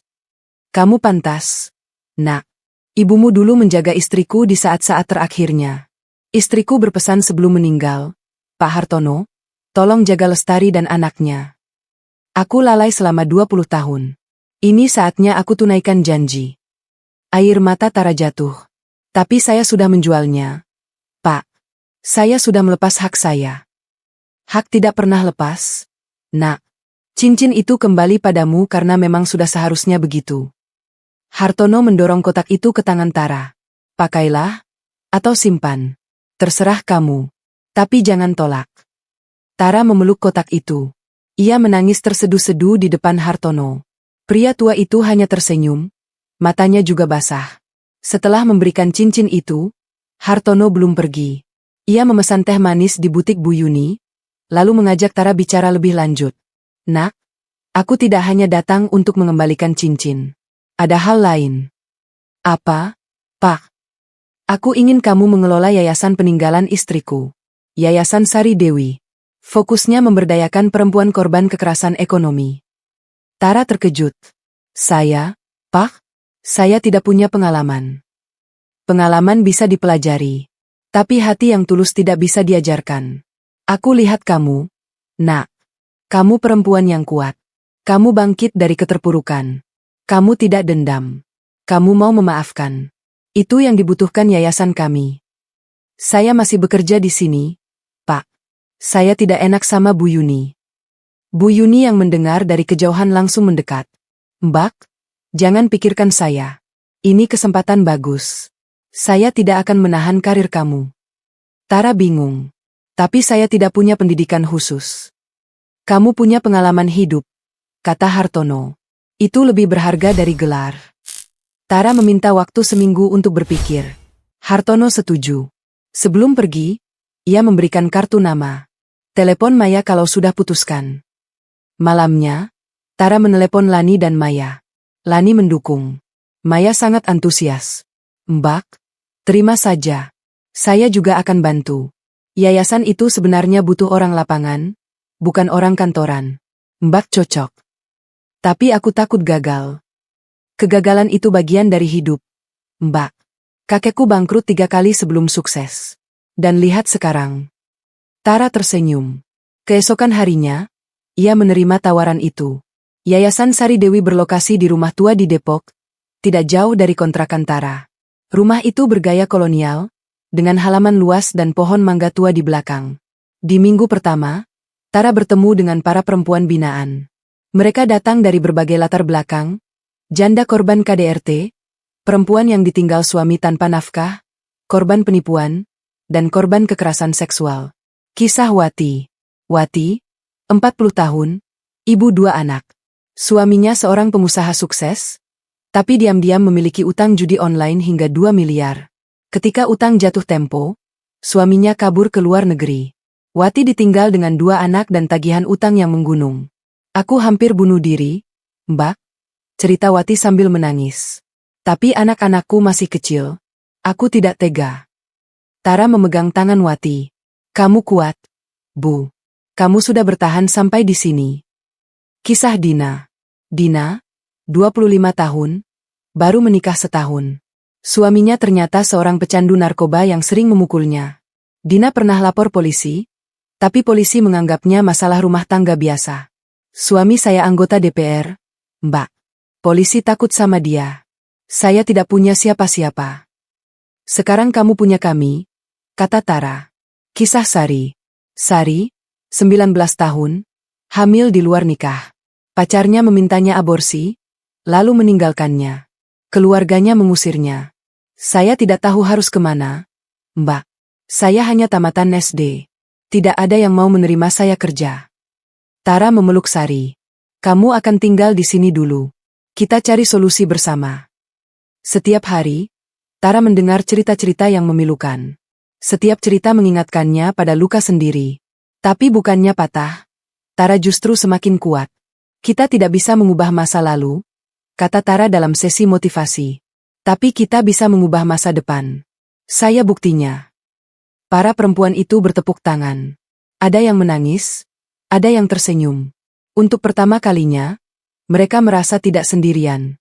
Tara dan Maya menjadi sahabat. Mereka berbeda kelas sosial, tapi memiliki kesamaan, luka karena laki-laki. Maya bercerita tentang masa lalunya. Suatu malam, saat mereka sedang minum kopi di teras yayasan, Maya bercerita, Mbak, saya dulu menikah dengan laki-laki yang sempurna. Tampan, kaya, romantis. Kami menikah di Bali, resepsi mewah, bulan madu ke Eropa. Lalu kenapa cerai? Tanya Tara. Dia punya istri lain. Bukan 1, tapi 2. Dan anak dari istri pertama sudah umur 10 tahun. Tara terkejut. Kamu tidak tahu sebelumnya? Mbak, laki-laki pembohong itu ahli menyembunyikan kebohongan. Saya baru tahu setelah saya hamil. Saya mau melahirkan, tapi dia bilang, kita belum resmi nikah secara negara. Kamu tidak punya hak atas nama anak ini. Tara meremas tangan Maya. Astaga. Saya keguguran karena stres. Setelah itu, saya benci laki-laki. Saya benci semua yang punya penis. Tara tertawa kecil. Kamu tidak bisa generalisasi. Mana contoh laki-laki baik? Coba sebutkan. Tara berpikir. Belum ketemu. Tapi pasti ada. Maya tertawa. Kita cari bareng. Yuk. Siapa cepat dia dapat. Membangun bisnis perhiasan daur ulang. Suatu hari, Maya melihat sketsa desain Tara. Mbak, ini bagus. Kita jualan perhiasan daur ulang. Yuk. Daur ulang? Maksudnya, perhiasan bekas yang enggak terpakai, kita bersihin, kita rangkai ulang, jadi desain baru. Murah, unik, dan ramah lingkungan. Tara tertarik. Mereka memulai dengan modal kecil dari yayasan. Tara yang desain, Maya yang urus pemasaran. Produk pertama, gelang dari sisa ranting emas dan manik-manik bekas. Tara memberi nama, Second Spark, kilau kedua. Mereka jual secara online.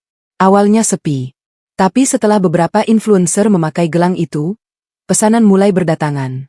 Lihat, Mbak. Ini pesanan dari Jakarta, Bandung, bahkan Surabaya.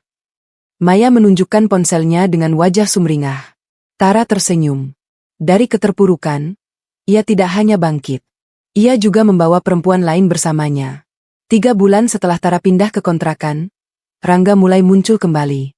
Bukan untuk berdamai, tapi untuk merundung. Pertama, telepon tengah malam. Pukul 2.30 dini hari. Tara terbangun karena ponselnya bergetar keras. Layar menunjukkan nama, Rangga. Tara tidak menjawab. Panggilan berulang. 7 kali. Tara mematikan ponsel. Pagi harinya, ada 20 pesan WhatsApp dari Rangga. Tia, aku kangen. Kamu di mana? Aku cari kamu ke rumah Lani. Kamu nggak ada. Kita bicara. Tia, aku mohon. Kamu nggak bisa hindari aku selamanya. Pesan terakhir. Aku tahu kamu kerja di butik pasar Minggu. Aku akan datang. Tara gemetar. Ia menelepon Lani. Lan, Rangga tahu tempat kerjaku. Gimana dia tahu? Entahlah. Mungkin dia ikuti aku. Kamu harus lapor polisi, Tia. Lapor polisi apa? Dia belum ngapa-ngapain. Nanti kalau sudah ngapa-ngapain, kamu yang rugi. Tara tidak jadi lapor polisi. Tapi ia memperingatkan Bu Yuni. Kedua, Rangga datang ke butik. 2 hari kemudian, Rangga datang ke butik. Tara sedang melayani pelanggan. Rangga masuk dengan kemeja lusuh, rambut acak-acakan, mata merah. Tia, kita pulang. Tara menatapnya dingin. Ini tempat kerja saya. Saya tidak bisa pulang. Karyawan lo? Gajinya berapa? Saya ganti rugi. Ajak dia pulang. Rangga bicara pada Bu Yuni. Bu Yuni tidak gentar. Bapak, ini toko saya. Saya tidak suka suasana gaduh. Bapak keluar atau saya panggil satpam. Rangga tertawa. Satpam? Di pasar ini? Mana ada satpam? Tara meraih ponselnya. Saya panggil polisi, Bang. Rangga mendekat. Kamu nggak akan berani. Tara menekan tombol 110. Rangga meraih ponselnya, tapi Tara sudah lebih dulu berbicara. Halo? Polisi? Saya di butik Cantika, Pasar Minggu. Ada orang yang mengganggu ketertiban. Tolong datang. Rangga mundur. Matanya penuh amarah. Kamu hebat, Tia. Kamu hebat. Ia keluar dari toko sambil membanting pintu kaca. Tara bersandar di dinding, dadanya naik turun. Kamu berani, Mbak? Kata Bu Yuni. Saya salut. Ketiga, Rangga di kontrakan. Rangga mulai sering muncul di depan kontrakan Tara. Kadang tengah malam, kadang subuh. Ia tidak berbuat kasar, hanya duduk di teras sambil merokok. Tapi kehadirannya membuat Tara tidak bisa tidur nyenyak. Suatu malam, Tara memberanikan diri keluar. Bang, kamu nggak bisa terus-terusan begini. Aku sudah gugat cerai. Kita sudah selesai. Rangga membuang puntung rokok. Cerai? Belum ada keputusan hakim, Tia. Kita masih suami istri. Tapi aku nggak mau lagi. Kamu nggak punya pilihan. Aku punya pilihan, Bang. Pilihannya adalah menjauh darimu. Rangga berdiri. Tingginya jauh di atas Tara. Kamu jangan paksa aku melakukan hal yang enggak aku inginkan. Kamu mau apa? Ancam aku. Aku enggak ngancam. Aku cinta kamu. Kata orang, cinta yang disertai ancaman bukan cinta. Itu obsesi. Tara masuk ke kontrakan dan mengunci pintu. Rangga mengetuk-ngetuk pintu selama 1 jam, lalu pergi. Keempat, Lani turun tangan. Lani sudah tidak tahan melihat Tara ketakutan terus-menerus. Suatu sore, saat Rangga datang lagi, Lani keluar dengan sapu. Bang, kalau enggak pergi, Saya pakai sapu ini buat ngusir kamu. Rangga tertawa. Sapu? Kamu pikir aku takut? Lani tidak bicara lagi. Ia langsung mengayunkan sapu ke arah Rangga. Rangga terkejut, mundur, lalu tersandung batu. Ia jatuh terduduk. Lani berdiri di depannya dengan sapu terangkat. Sekali lagi datang. Enggak cuma sapu yang aku pakai. Aku panggil Pren. Pam. Rangga bangkit. Wajahnya merah padam. Kamu gila, Lan. Aku gila. Dan orang gila enggak takut sama apapun. Rangga pergi. Sejak itu, ia tidak pernah datang ke kontrakan lagi. Tapi Tara tahu, itu belum berakhir. 2 bulan kemudian, 2 sidang besar dijadwalkan berdekatan. Sidang cerai Tara dan Rangga, serta sidang pidana Rangga atas kasus penggelapan. Sidang cerai, pertemuan terakhir. Ruang sidang Pengadilan Agama Depok penuh. Tara datang ditemani Lani dan Maya. Rangga datang sendirian, tanpa pengacara. Hakim wanita paruh baya dengan kacamata tebal memimpin sidang. Hakim, Saudara Rangga, apakah saudara menerima gugatan cerai yang diajukan oleh saudari Tara? Rangga terdiam. Tara bisa melihat tangannya gemetar. Rangga, saya tidak mau cerai, Yang Mulia. Hakim, Saudari Tara, apa alasan saudari menggugat cerai? Tara berdiri. Suaranya tenang, meskipun hatinya berdebar. Yang Mulia, alasan saya, perselingkuhan, kebohongan berulang, serta hilangnya kepercayaan. Suami saya telah berselingkuh dengan perempuan lain. Ia juga berbohong tentang asal-usul cincin pernikahan, pekerjaan, dan kondisi keuangan keluarga. Rangga memotong. Itu semua tidak benar. Hakim mengetuk palu. Saudara Rangga, jangan memotong. Biarkan istri saudara berbicara. Tara melanjutkan. Saya memiliki bukti. Screenshot chat dengan perempuan bernama Rika. Juga bukti transfer uang dari rekening suami saya ke rekening Rika. Dan bukti bahwa cincin pernikahan kami adalah barang curian dari keluarga Hartono. Ruang sidang bergumam. Hakim memerintahkan ketenangan. Hakim, Saudara Rangga, bagaimana tanggapan saudara? Rangga terdiam. Wajahnya pucat. Hakim, Serangga. Rangga, saya tidak punya komentar. Sidang dilanjutkan dengan pemeriksaan saksi. Maya menjadi saksi. Rika juga datang sebagai saksi dari pihak Tara. Rika bersaksi, saya berselingkuh dengan Rangga. Saya tahu dia sudah menikah, tapi dia bilang pernikahannya sudah tidak harmonis. Saya menyesal. Hakim menggeleng. Sidang ditunda untuk pembacaan putusan minggu depan. Sidang pidana, vonis penjara. Seminggu kemudian, sidang pidana Rangga di Pengadilan Negeri Depok. Kasus penggelapan dana klien IO fiktif. Total kerugian, 2,3 miliar rupiah. Korban, 12 orang. Jaksa menuntut Rangga dengan hukuman 4 tahun penjara. Pengacara Rangga, yang ditunjuk pengadilan, memohon keringanan karena Rangga menyesali perbuatannya. Hakim ketua membacakan vonis. Menjatuhkan pidana kepada terdakwa Rangga Permana dengan pidana penjara selama 3 tahun, dikurangi masa tahanan. Rangga tidak menangis. Ia hanya menunduk. Tara yang hadir di ruang sidang merasakan campur aduk. Lega, karena Rangga tidak bisa lagi mengganggunya. Sedih, karena ia pernah mencintai laki-laki itu. Sebelum Rangga digiring ke mobil tahanan, ia menoleh ke arah Tara. Maafkan aku. Tara tidak menjawab.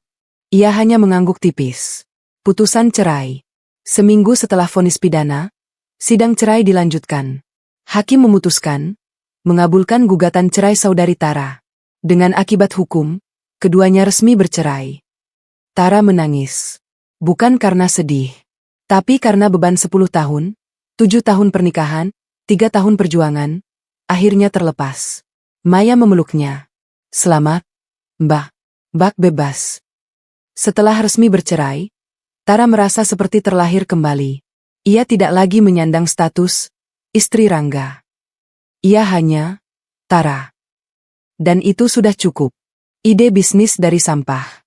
Suatu hari, Tara sedang membersihkan lemari yayasan. Ia menemukan kotak besar berisi perhiasan bekas. Hadiah dari donatur yang tidak terpakai. Ada kalung rantai putus, anting kehilangan pasangan, gelang yang sudah kusam. Mbak, ini mau diapakan? Tanya Maya. Tara memegang sebuah liontin berbentuk hati yang sudah menghitam. Kita bisa daur ulang ini? Ya. Daur ulang? Jadi apa? Perhiasan baru. Desain baru. Dengan harga terjangkau. Maya mengangkat alis. Serius. Serius. Aku sudah coba bikin beberapa. Lihat. Tara mengeluarkan kalung buatannya. Dari sisa rantai dan manik-manik bekas. Hasilnya cantik, unik, dan tidak terlihat seperti barang bekas. Maya terkesima. Ini Mbak yang bikin? Kapan? Malam-malam, setelah yayasan tutup. Aku belajar dari YouTube. Kita jual ini, Mbak. Aku yang urus pemasaran. Nama, Sensvar. Mereka berdiskusi panjang tentang nama brand. Kilau kedua, usul Maya. Terlalu panjang. Second chance. Tidak berhubungan dengan perhiasan. Tara termenung. Ia ingat saat ia menjual cincin ibunya. Saat itu, ia pikir semuanya berakhir. Tapi justru dari situlah ia memulai hidup baru. Second spark, kata Tara tiba-tiba. Second spark? Maksudnya? Kilau kedua. Kilau yang muncul setelah kita pikir semuanya padam. Seperti api yang menyala lagi. Maya tersenyum lebar. Sempurna. Produk pertama, gelang, Phoenix. Produk pertama Second Spark adalah gelang dari sisa ranting emas dan manik-manik merah. Tara menamainya Phoenix, burung api yang bangkit dari abu. Harga cuma Rp50.000. Ya, biar semua orang bisa beli. Mbak, itu terlalu murah. Bahan aja udah Rp20.000. Belum waktu desain. Ini bukan cuma bisnis. Ya, ini misi. Aku ingin perempuan-perempuan lain yang sedang terpuruk bisa memiliki sesuatu yang indah dengan harga terjangkau. Maya mengalah. Mereka menjual Phoenix seharga Rp75.000. Pemasaran dari mulut ke mulut. Awalnya sepi. Hanya beberapa teman Maya yang membeli. Tapi suatu hari, seorang selebgram lokal dengan 200.000 followers membeli gelang Phoenix dan mempostingnya. Gelang ini bukan cuma aksesoris. Ini simbol perjuangan. Dari tangan perempuan hebat yang bangkit dari keterpurukan. Second Spark, wajib kalian coba. Dalam semalam, pesanan membeludak. Tara dan Maya kewalahan. Mereka harus mempekerjakan 2 orang dari yayasan untuk membantu produksi. Lihat, Mbak. Ini bukan mimpi. Maya menunjukkan ponselnya yang penuh notifikasi pesanan. Tara tersenyum. Matanya basah. Ini nyata. Ya, kita berhasil.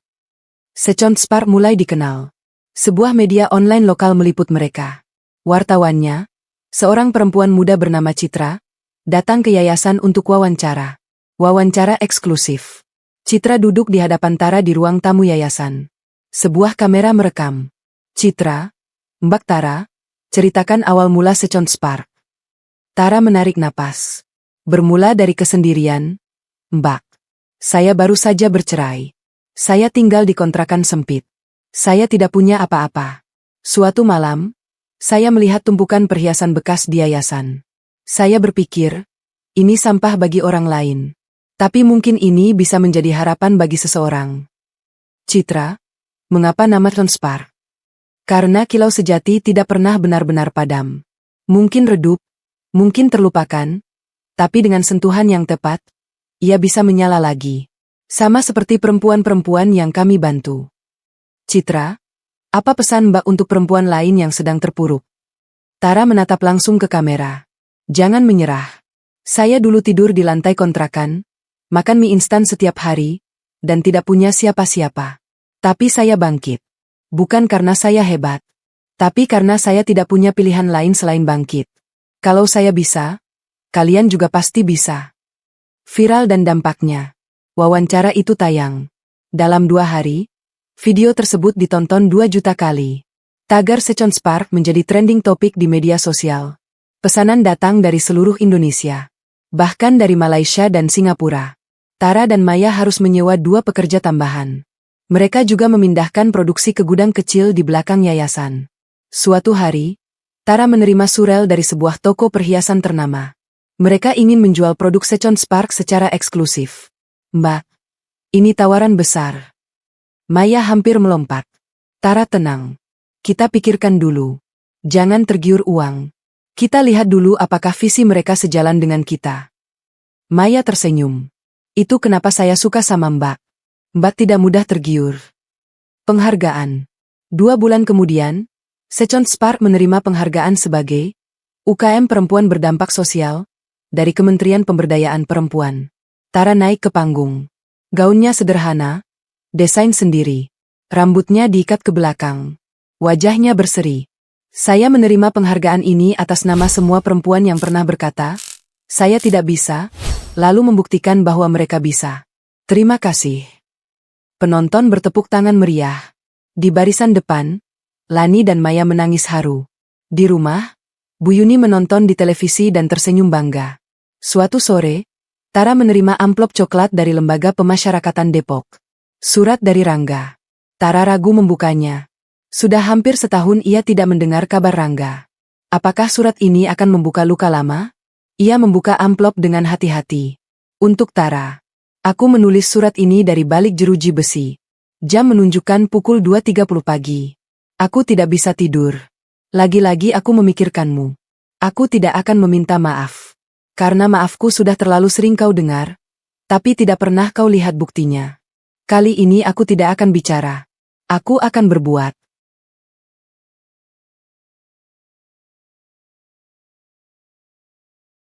Di sini, aku mengikuti program pembinaan. Aku belajar jadi tukang las. Lumayan. Tanganku yang dulu suka mencuri, sekarang bisa membuat pagar untuk rumah orang. Ada kepuasan tersendiri. Aku juga ikut konseling. Aku belajar tentang diriku sendiri. Ternyata, Thea, aku punya banyak luka masa kecil yang tidak pernah aku sembuhkan. Ayahku pecandu alkohol. Ibunya pergi. Aku tumbuh dengan keyakinan bahwa aku tidak berharga. Itu sebabnya aku selalu butuh validasi dari orang lain. Itu sebabnya aku berbohong. Itu sebabnya aku selingkuh. Aku selalu merasa tidak cukup. Tapi itu semua bukan alasan. Aku dewasa. Aku bertanggung jawab atas pilihanku sendiri. Aku tidak minta kamu balik. Aku cuma minta kamu tahu. Aku berubah. Perlahan. Sakit. Tapi sungguh-sungguh. Ada satu hal lagi. Cincin itu. Cincin biru. Aku tahu Hartono sudah mengembalikannya padamu. Aku bersyukur. Cincin itu bukan milikku. Juga bukan milik Hartono sepenuhnya. Cincin itu milik sejarah. Tapi yang lebih penting, cincin itu mengajarkanku bahwa kebohongan hanya akan berbuah kehancuran. Thea, aku berdoa setiap malam. Bukan agar kamu kembali, tapi agar kamu bahagia. Dengan siapapun, dimanapun. Terima kasih untuk 7 tahun. Terima kasih untuk cinta yang tulus. Maaf aku merusaknya. Rangga. Tara membaca surat itu 3 kali. Air mata mengalir di pipinya. Bukan karena ia masih cinta. Tapi karena ia melihat ada manusia yang sungguh-sungguh berubah. Ia melipat surat itu dan memasukkannya ke dalam map khusus. Ia tidak akan membalas. Tapi ia juga tidak akan membuangnya. Surat itu adalah bukti bahwa tidak ada manusia yang sepenuhnya jahat. Lani yang melihat Tara menangis bertanya, "Kamu baik-baik saja?" Tara mengangguk. "Aku baik-baik saja, Lan. Untuk pertama kalinya, aku benar-benar baik-baik saja." Minggu-minggu berikutnya, surat dari Rangga terus datang. Setiap minggu, Rangga seperti menulis jurnal hidupnya dan mengirimkannya pada Tara. Surat kedua, tentang pertemuan Rangga dengan seorang ustadz di penjara. Sang ustadz mengajarinya mengaji. Rangga belajar membaca Al-Quran dari nol. Surat ketiga, tentang Rangga yang mulai bisa membuat pagar besi dengan motif yang indah. Ternyata aku punya bakat seni, Thea. Sayangnya dulu aku salurkan bakat itu untuk menipu, bukan berkarya. Surat keempat, tentang Rangga yang bermimpi bertemu dengan Nyonya Sari.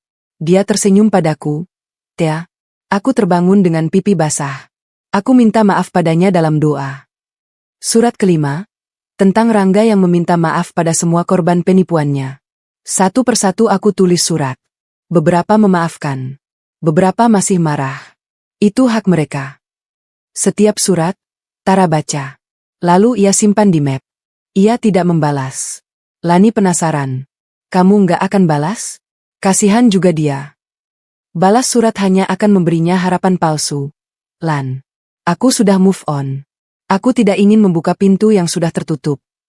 Tapi dia berubah.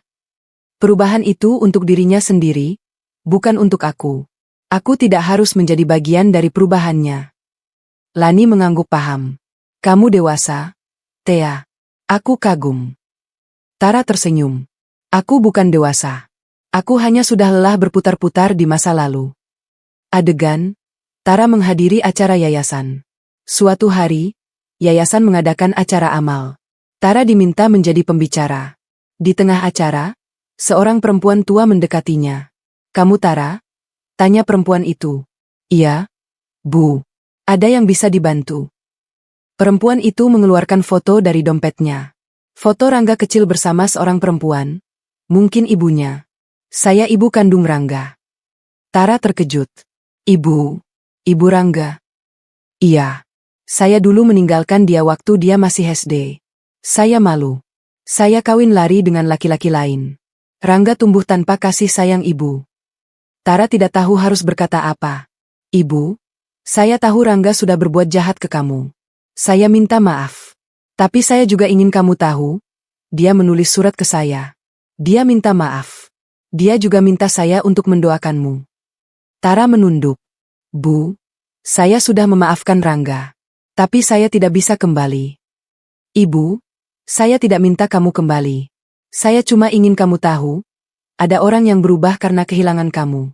Itu artinya kamu orang baik. Nak. Perempuan itu menangis. Tara memeluknya. Mereka berdua menangis di tengah acara yang ramai. Tidak pernah terbayang oleh Tara bahwa ia akan bertemu ayah kandungnya. Ibunya dulu selalu bilang ayahnya meninggal saat Tara masih bayi. Kecelakaan kerja di proyek bangunan. Tapi suatu hari, kebohongan ibunya terbongkar. Kedatangan seorang pria. Pukul 15. Tara sedang merapikan stok perhiasan di gudang Second Spark. Seseorang mengetuk pintu. Mbak Tara? Suara pria parubaya. Parau. Tara membuka pintu. Seorang pria berdiri di ambang. Wajahnya coklat karena terik matahari. Rambutnya sudah memutih di pelipis. Tubuhnya kurus dan membungkuk. Tapi matanya, mata itu familiar. Tara melihat matanya setiap hari di cermin. Iya. Bapak siapa? Pria itu gemetar. Aku ayah kandungmu. Tara terdiam. Dunia berputar. Bapak enggak mungkin. Ayah saya sudah meninggal. Enggak, nak. Mamamu yang bilang begitu. Karena aku meninggalkan kalian saat kamu masih bayi. Aku malu. Aku pecandu judi. Aku habiskan semua uang keluarga. Aku enggak pantas jadi ayah. Tara merasakan dadanya sesak. Amarah yang selama ini ia pendam, karena tidak punya ayah, karena ibunya bekerja keras sendirian, karena ibunya meninggal tanpa bahagia, semua meledak. Bapak datang sekarang? Setelah mama meninggal? Setelah saya dijual cincin warisan mama? Setelah saya cerai? Setelah saya tidur di lantai kontrakan? Bapak ada di mana waktu itu? Pria itu menangis. Aku di penjara, nak. 5 tahun. Karena judi. Aku baru keluar tahun lalu. Aku cari kamu. Aku tanya tetangga. Aku tanya RT. Susah, nak. Kamu pindah terus. Aku pindah karena suamiku pembohong. Karena hidupku hancur. Dan bapak tidak ada. Tara membanting pintu. Ia masuk ke dalam, lalu duduk di lantai sambil menangis histeris. Maya yang mendengar keributan keluar. Mbak, ada apa? Tidak usah. Biarkan aku sendiri. Maya melihat pria itu di luar. Pria itu masih berdiri, menunduk. Bahunya bergetar. Bapak siapa? Tanya Maya. Ayahnya Tara. Maya terkejut. Ayah? Mbak Tara bilang ayahnya meninggal. Aku enggak meninggal. Aku pengecut. Maya menjembatani. Maya mempersilakan pria itu duduk di teras. Ia memberinya segelas air. Lalu Maya masuk menemui Tara. Mbak, dia masih di luar. Mau Mbak suruh pulang atau? Aku enggak tahu. Ya, aku bingung. Aku marah. Tapi di dalam hati, aku juga ingin punya ayah.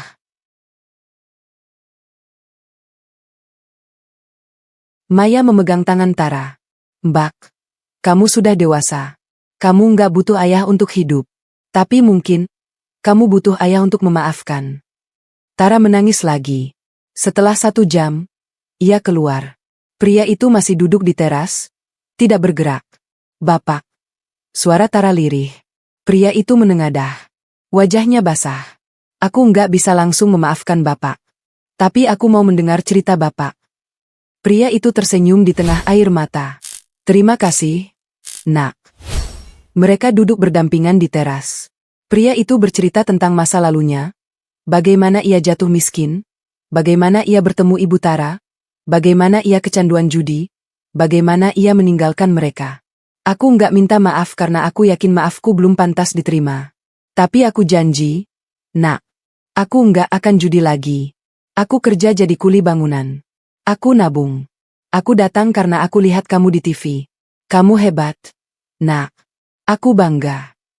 Tara tidak bisa menahan tangis lagi. Ia memeluk ayahnya. Pelukan pertama dalam hidupnya. Pelukan yang canggung, kaku, tapi nyata. Bapak harus buktikan, bisik Tara. Aku buktikan, Nak. Sampai mati. Hartono sudah tua dan sakit-sakitan. Kanker prostat stadium lanjut. Maya hampir setiap hari menjaga kakeknya di rumah sakit. Suatu hari, Maya memanggil Tara. Mbak, kakek minta ketemu. Ini mungkin terakhir kalinya. Tara datang ke rumah sakit. Hartono terbaring lemah, tubuhnya tinggal tulang, tapi matanya masih tajam. Nak Tara, bisik Hartono. Aku sudah tidak lama lagi. Sebelum aku pergi, aku ingin memberikan ini. Ia mengeluarkan kotak kecil dari laci nakas. Kotak bludru biru tua. Pak, jangan. Saya sudah bilar. Saya tidak bisa terima cincin itu. Ini bukan cincin yang dulu. Ini cincin baru. Tara membuka kotak. Cincin berlian biru yang sama, dengan ukiran baru di bagian dalam. Untuk Tara, kilau sejati dari hati, Hartono Osari. Aku meminta tukang emas mengukirnya, kata Hartono. Cincin ini sekarang bukan milik siapapun. Ia adalah simbol. Simbol bahwa dari kehancuran, bisa lahir kilau yang lebih indah. Tara menangis. Pak, saya tidak pantas. Kamu pantas, Nak. Kamu lebih dari pantas. Kamu telah mengubah penderitaanmu menjadi berkah bagi banyak orang. Itu lebih mulia dari sekadar memiliki cincin mahal. Tara memeluk Hartono. Pria tua itu tersenyum. Pakai cincin itu, Nak. Tapi jangan biarkan cincin itu memakaimu. Kamu lebih berharga dari batu mulia apapun. Keinginan terakhir Hartono. Hartono juga berpesan agar Tara dan Maya meneruskan yayasan. Jangan jadikan yayasan ini cuma amal. Jadikan ini gerakan. Ajar perempuan-perempuan itu bahwa mereka berharga. Tara berjanji. Seminggu kemudian, Hartono meninggal. Pemakamannya dihadiri ratusan orang. Tara duduk di barisan depan, memegang kotak cincin itu. Ia tidak memakainya. Ia hanya menyimpannya di dalam tas. Maya menangis di pundaknya. Kakek pergi, Mbak. Tapi warisannya tetap ada. Ya, di dalam diri kita, di dalam yayasan, di dalam Secon Spark. Maya mengangguk. Setahun setelah kematian Hartono, Tara membuat keputusan besar, melelang cincin biru itu. Lelang? Bak yakin? Maya terkejut. Yakin. Cincin ini tidak akan pernah menjadi milikku sepenuhnya. Tapi aku bisa membuatnya menjadi milik semua orang. Maya awalnya keberatan. Itu hadiah terakhir dari kakek, Mbak. Ini justru bentuk penghormatan terbaik untuk kakekmu. Cincin itu tidak hanya membantu satu orang, tapi banyak orang. Persiapan lelang. Tara mengundang para pengusaha, artis, dan tokoh masyarakat. Acara lelang digelar di sebuah hotel bintang 5 di Jakarta. Secon Spark menjadi sponsor utama. Dekorasi acara sederhana tapi elegan. Setiap tamu mendapat gelang phoenix sebagai tanda terima kasih. Tara naik ke panggung dengan gaun hitam panjang, desainnya sendiri. Rambutnya disanggul sederhana. Di lehernya, kalung dari manik-manik daur ulang. Selamat malam. Tara memulai. Suaranya tenang, tidak bergetar. Nama saya Tara. Saya pendiri Secon Spark dan pengelola Yayasan Sari Dewi. Para tamu bertepuk tangan. 3 tahun lalu, saya menjual cincin ini karena terpaksa. Suami saya bangkrut, utang menumpuk, dan saya tidak punya pilihan. Saya pikir itu akhir dari segalanya. Ternyata itu awal. Tara bercerita tentang ibunya, tentang Rangga, tentang kontrakan sempit, tentang yayasan, tentang Secon Spark. Semua dengan jujur, tanpa air mata. Ada yang bilang, Tara, simpan cincin itu. Itu berharga. Tapi saya tidak butuh cincin untuk merasa berharga. Saya sudah punya harga diri. Dan harga diri tidak bisa dilelang. Para tamu terdiam. Cincin ini saya lelang dengan harga awal 1 rupiah. Siapapun pemenangnya, uangnya akan saya salurkan untuk beasiswa anak-anak putus sekolah. Karena pendidikan adalah kilau sejati yang tidak bisa dicuri siapapun. Lelang dimulai. Berapa tawaran pertama? Tanya pelelangan profesional. 10 juta? Seru seorang pengusaha. 50 juta. 100 juta. 500 juta. Tara terkejut. Harga melonjak cepat. Ia tidak menyangka cincin itu akan diminati segini. 1 miliar. Teriak seorang perempuan di barisan depan. Ruangan hening. Pelelangan menghitung. 1 miliar. Pertama, kedua. 1 miliar 200 juta. Seorang pria tua di pojok mengacungkan tangan. Semua mata tertuju padanya. Pria itu adalah Hartono Junior. Putra Hartono yang tinggal di luar negeri. Ia baru kembali setelah mendengar ayahnya meninggal. Saya beli cincin ini untuk mengenang ayah saya, kata Hartono Junior. Tapi saya tidak akan menyimpannya. Saya akan menyumbangkannya ke museum, sebagai simbol perjuangan seorang perempuan yang tidak pernah menyerah. Ruangan bertepuk tangan meriah. Tara menangis. Bukan sedih, tapi haru. Setelah acara, Hartono Junior mendekati Tara. Mbak Tara, ayah saya sering cerita tentang Mbak. Beliau kagum. Sekarang saya mengerti kenapa. Terima kasih, Pak Hartono. Bukan terima kasih. Terima kasih untuk Mbak, yang telah mengembalikan martabat keluarga kami. Mereka berjabat tangan. Di sudut ruangan, Maya dan Lani berpelukan. Bu Yuni datang juga, berdiri di barisan belakang sambil mengusap air mata. Secon Spark kini memiliki 3 toko fisik di Jakarta, Bandung, dan Surabaya. Mereka mempekerjakan 50 orang, kebanyakan dari yayasan. Omset tahunan mencapai 15 miliar rupiah. Tara tidak lagi tinggal di kontrakan. Ia memiliki rumah sederhana di Depok. Bukan mewah, tapi nyaman. Ada taman kecil di belakang untuk ibunya menanam bunga. Meskipun ibunya sudah tiada, Tara tetap menanam untuk mengenangnya. Yayasan Sari Dewi berkembang pesat. Mereka memiliki pusat pelatihan kerja, klinik kesehatan gratis, dan sekolah kejar paket untuk perempuan putus sekolah. Kedatangan seseorang. Suatu hari, seorang pria datang ke kantor yayasan. Wajahnya tampan, rambut pendek rapi, kemeja putih polos, senyumnya ramah. Selamat siang, saya Yoga. Saya dari Dinas Sosial. Ada program kolaborasi untuk pemberdayaan perempuan. Saya dikirim untuk diskusi. Tara menyambutnya. Silakan duduk, Mas Yoga. Mereka berdiskusi selama 2 jam. Yoga ternyata tidak hanya birokrat. Ia juga aktivis sosial yang sudah malang melintang membantu korban KDRT. Ia bahkan pernah tinggal di suku terpencil selama setahun untuk memberdayakan perempuan di sana. Mbak Tara, saya sudah baca tentang Mbak. Saya kagum. Perjuangan Mbak luar biasa. Terima kasih, Mas. Tapi saya cuma orang biasa yang tidak punya pilihan selain bangkit. Orang biasa yang melakukan hal luar biasa, itulah pahlawan sejati. Mata mereka bertemu. Tara merasakan sesuatu yang aneh. Jantungnya berdegup lebih cepat. Sudah lama ia tidak merasakan ini. Kolaborasi yang berkembang. Program kolaborasi berjalan lancar. Yoga sering datang ke yayasan. Kadang ia membantu mengajar, kadang hanya sekadar minum kopi dan berbicara dengan Tara. Maya memperhatikan. Mbak, Mas Yoga suka sama Mbak. Deh. Ah, jangan ngaco. Serius, Mbak. Matanya beda kalau lihat Mbak. Tara tersenyum. Aku belum siap untuk hubungan baru. Ya. Enggak ada yang siap, Mbak. Cinta datang tiba-tiba. Akhir yang sebenarnya awal. Pada suatu sore, Yoga mengajak Tara berjalan-jalan di taman dekat yayasan.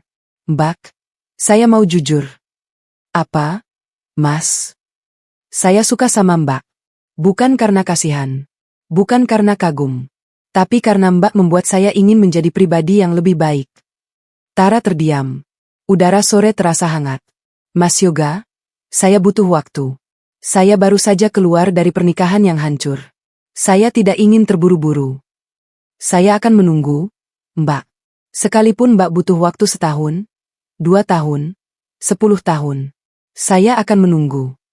Tara menatap Yoga. Matanya jujur, tidak ada kepalsuan. Baik, kita coba jalan dulu. Perlahan. Yoga tersenyum lebar. Ia meraih tangan Tara. Tidak ada cincin di jari Tara. Tapi ada kehangatan yang tidak perlu dibeli dengan emas atau berlian. Epilog, kilau sejati. 3 bulan kemudian, Tara dan Yoga resmi berpacaran. Mereka tidak buru-buru menikah. Mereka menikmati proses. Secon Spar merilis koleksi terbaru, cincin dari bahan daur ulang dengan nama Sejati. Harganya murah, hanya Rp25.000. Tapi di dalam setiap cincin, ada ukiran kecil. Kamu berharga. Cincin itu laris manis. Banyak perempuan yang membelinya untuk diri mereka sendiri, bukan untuk orang lain. Suatu malam, Tara berdiri di balkon rumahnya. Langit malam cerah, bintang-bintang bersinar terang. Ia memegang ponselnya, melihat foto ibunya. Emma, aku sudah berhasil. Aku tidak punya cincin, tapi aku punya segalanya. Aku punya yayasan. Aku punya bisnis. Aku punya teman. Aku punya seseorang yang mungkin bisa kucintai lagi. Foto ibunya tersenyum. Tara menatap jari manisnya. Kosong. Tapi ia merasa utuh. Ia ingat kata Hartono, kamu lebih berharga dari batu mulia apapun. Tara tersenyum. Ia masuk ke dalam rumah. Besok masih ada banyak hal yang harus dikerjakan. Yayasan, Secon Spar, dan mungkin kebahagiaan yang pantas ia dapatkan. Karena pada akhirnya, kilau sejati bukan berasal dari cincin, tapi dari perempuan yang berani memulai lagi.